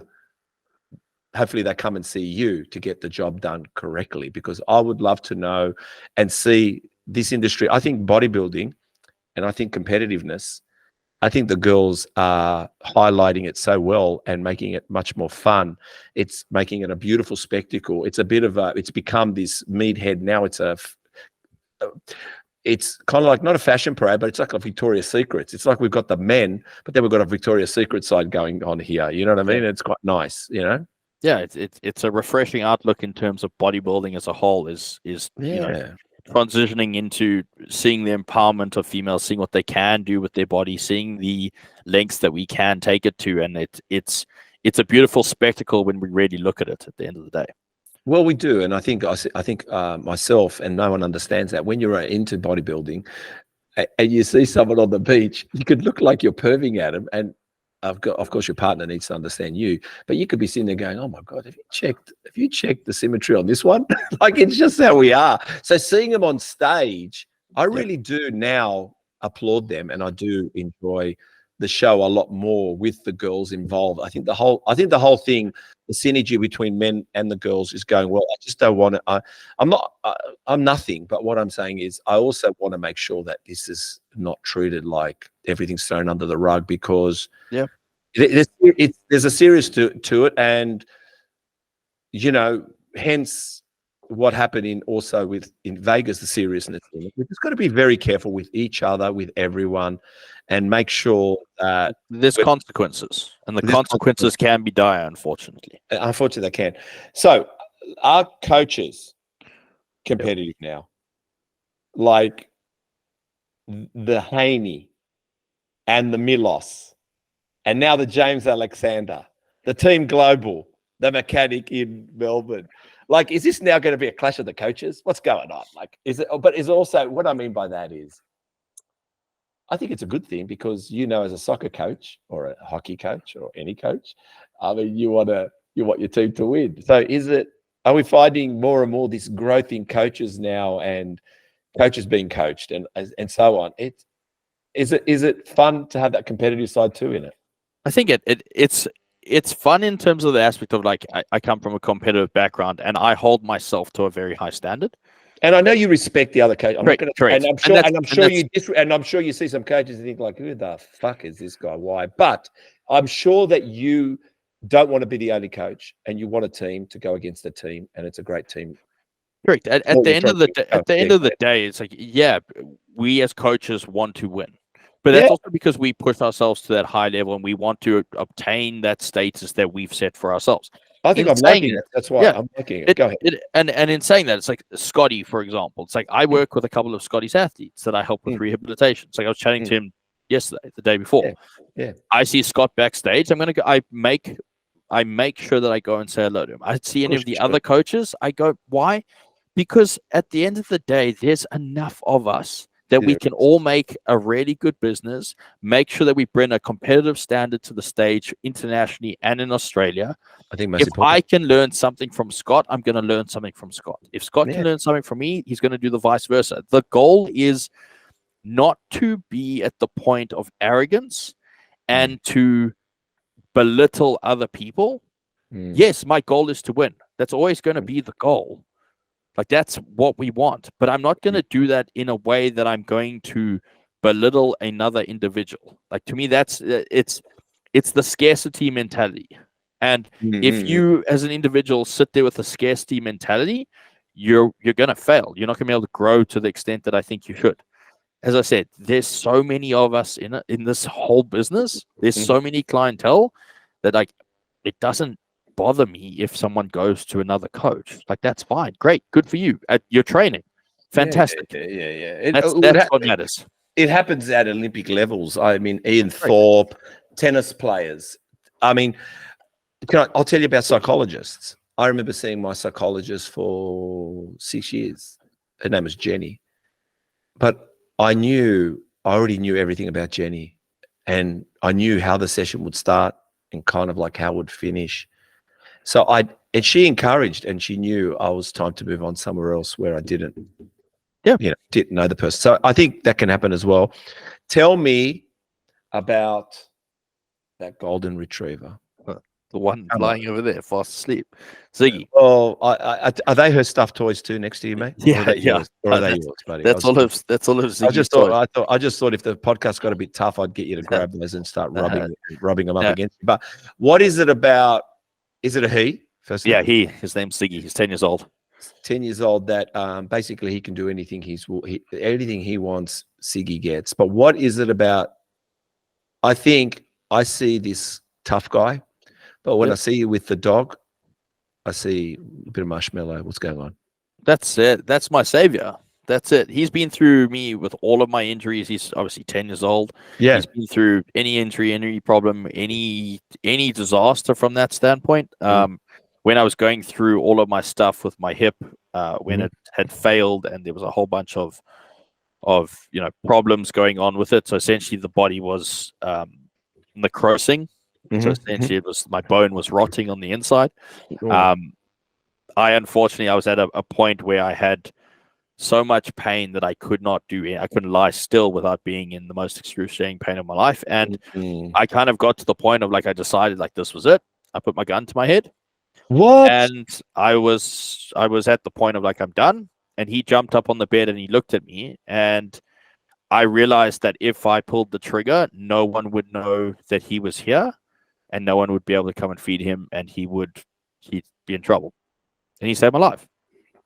And that's why whatever his heart desires, he gets whatever he wants. Yeah, because I wrote here, whatever his heart desires. That's it. All right. I mean, I know podcast is coming to an end shortly, but I can't go away from the bit with the gun to the head.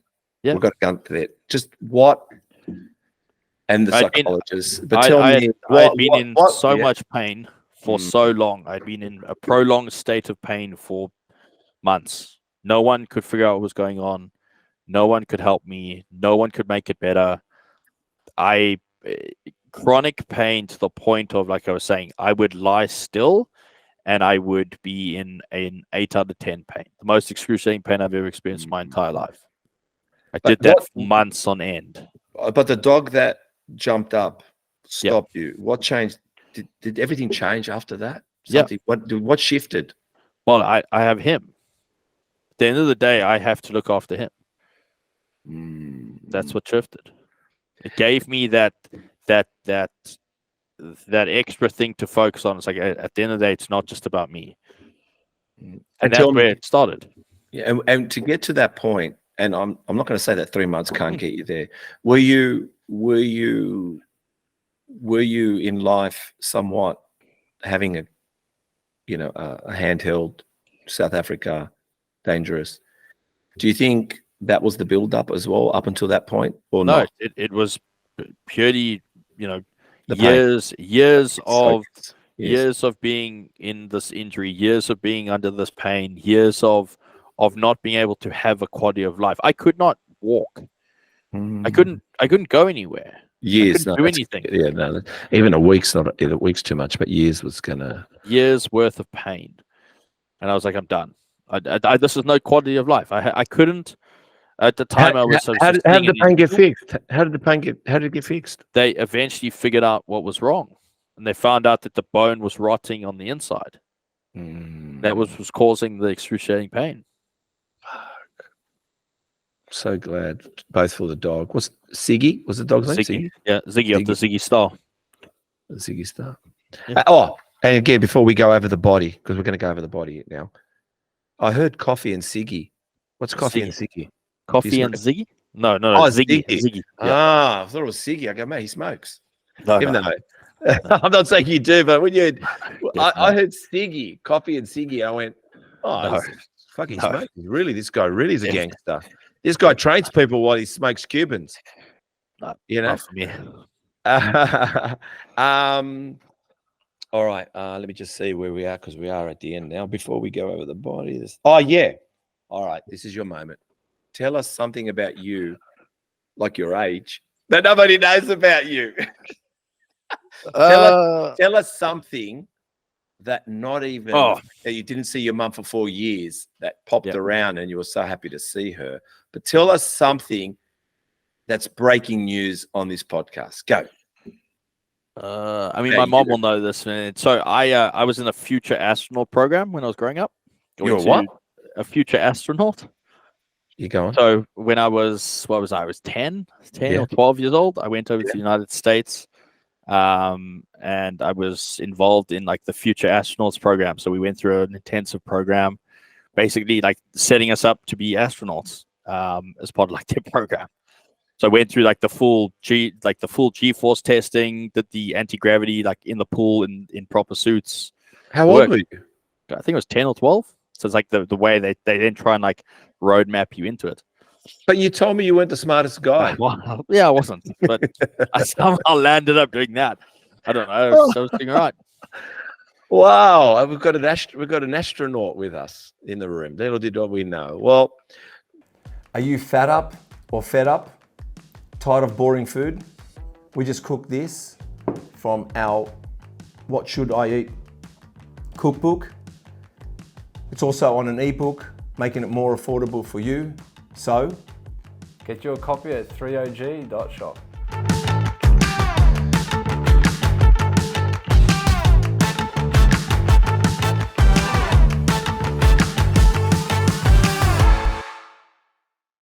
all right. The last bit of the podcast now is that we go over the body. Yep. And we talk about an exercise, a body part, that is the exercise. How many sets and how many reps? It's just an exercise. If you don't train it or you do, cool. Just what, and like I said, I'll start off with the first one, which is interesting, is traps. Do you train traps? Yes. Okay. And what do you give us one exercise? Someone's listening, and this is the one I'll give you. You're saying, how many sets and reps? So trap exercise, what would you do? What's the context? What are you trying to achieve? I'll give you an example. If someone asked me how do I train traps, I would say seated, shrugs, little bit. So this is where I'll add the caveat into this. For what purpose? Because if we look at the way I look at exercises have a primary, secondary, and tertiary benefit. Okay. So the way that I design programs and I look at program design and execution of exercises is there's an intention behind the exercise, but then there's also a secondary and tertiary benefit to what we're doing. So for me, if I were trying to train my traps, I'm training it for the function of being able to depress my scapula, because we have lower traps, which will then help with shoulder health. So for me, if I'm going to train my lower traps, I'm going to do something like a dip, which, yes, it does train your lower traps because it needs to be able to eccentrically load your scapula to be able to bring them down around the rib cage. So that's probably not an answer that you've received before. Mate, my brain's sleeping out of my ear right now. I'm just like, I'm actually thinking this fucking guy knows a lot. Like, he's pretty good. Like, that's what I'm thinking. But I'm thinking to myself, what's the purpose? So, all right. if I want really big traps, and I want, because like the case of hypertrophy being the case, and we don't want to look at we're predominantly looking hypertrophy with everything. In other words, we are looking to be one motherfucking beast in all body parts. So traps, I'm going to use a like a low cable shrug. So in a dual cable system, facing the facing the cable system. So you got your arms low down like that. You are going to flex your spine. Why? Because if we look at the fiber orientation of the traps, they actually are not down.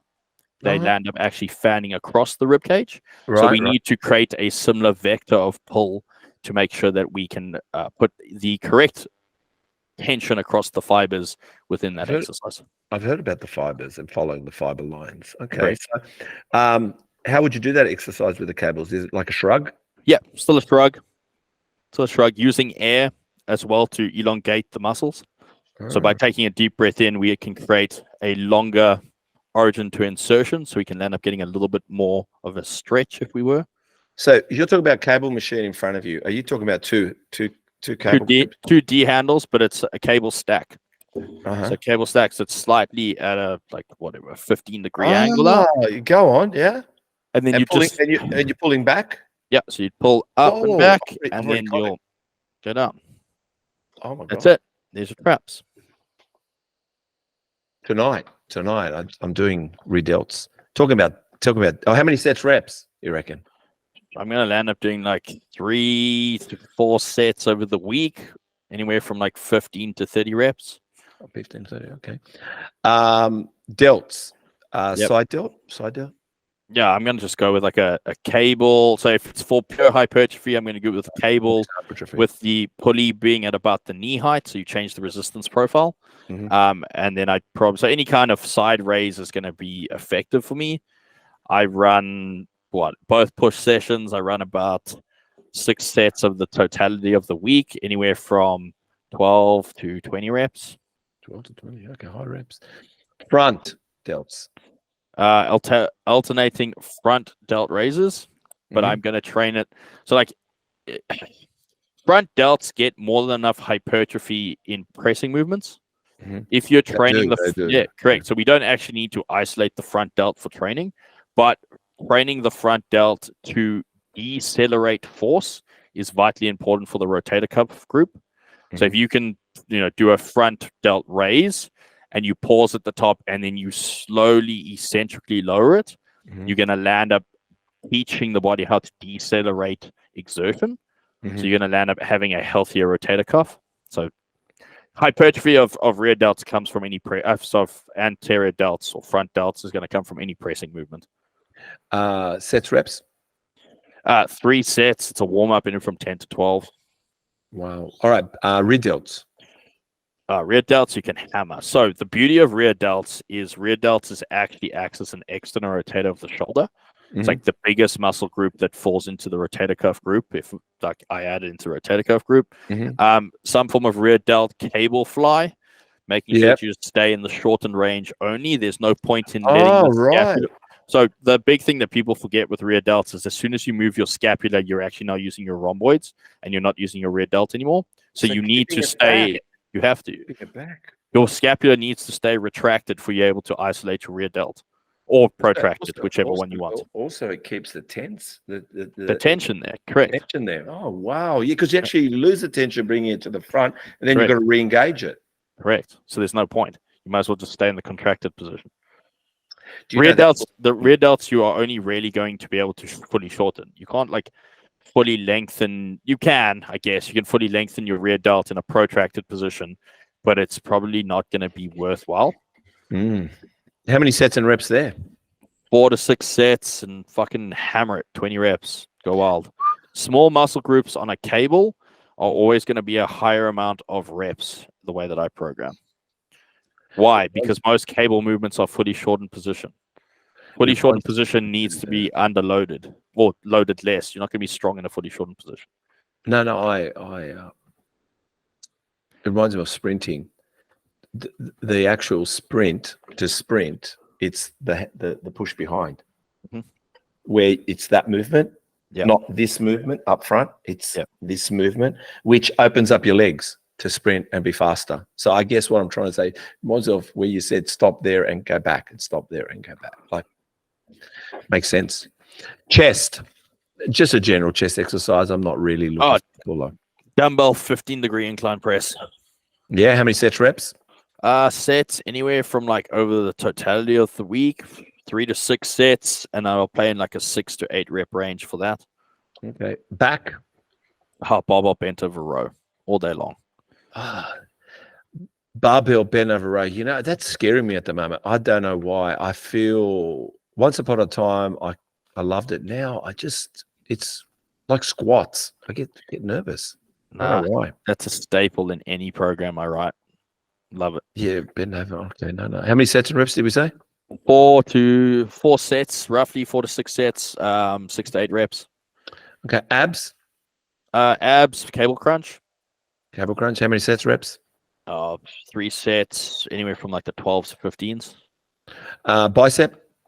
High incline dumbbell curl. So high incline cable curl. Sorry. So high incline cable curl.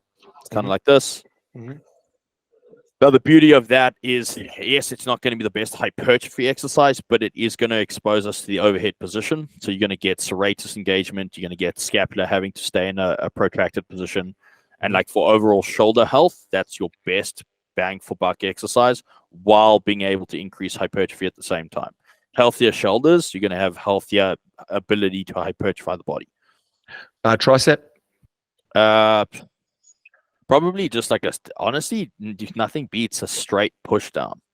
The caveat to that though is I will put the handles onto the bar that I use so that the wrist can be freer, which will just allow us to kind of express the range of motion at the wrist, which is required. Helps us from torquing that elbow, which we kind of spoke about earlier with the knee. Same concept at the elbow. You don't want torque at the elbow joint. How many sets and reps did we say for bicep and tricep? Probably about 4 and anywhere from that like 12 to 15-ish reps. Okay. On both. I do like, at the moment, I haven't entertained it for a while. Kickbacks. I'm doing some kickbacks. I'm enjoying the kickbacks at the moment. Are you doing it on a dumbbell or a cable? A dumbbell. Why? Old school. Yeah, but it doesn't. The resistance profile is incorrect. Gravity. Yeah, no, I'm hearing you. I know you're going to come up with a science-based part. Well, hey, it's not even about. It's good that I bring it up because now I'm not going to do it. Or you can do it. Just do it on a cable. So the problem. Yeah, that's what I'm saying is I'm going to do it on the cable now. Do it on a cable. Yeah. Dumbbell goes against the resistance of gravity. So as soon as if you're in this position here, that it's like, well, gravity pulls what? One direction, down. So the only time you're actually getting the force of the dumbbell is when you're up here in the contracted position. So this whole movement here does fuck all for your tricep. Yeah.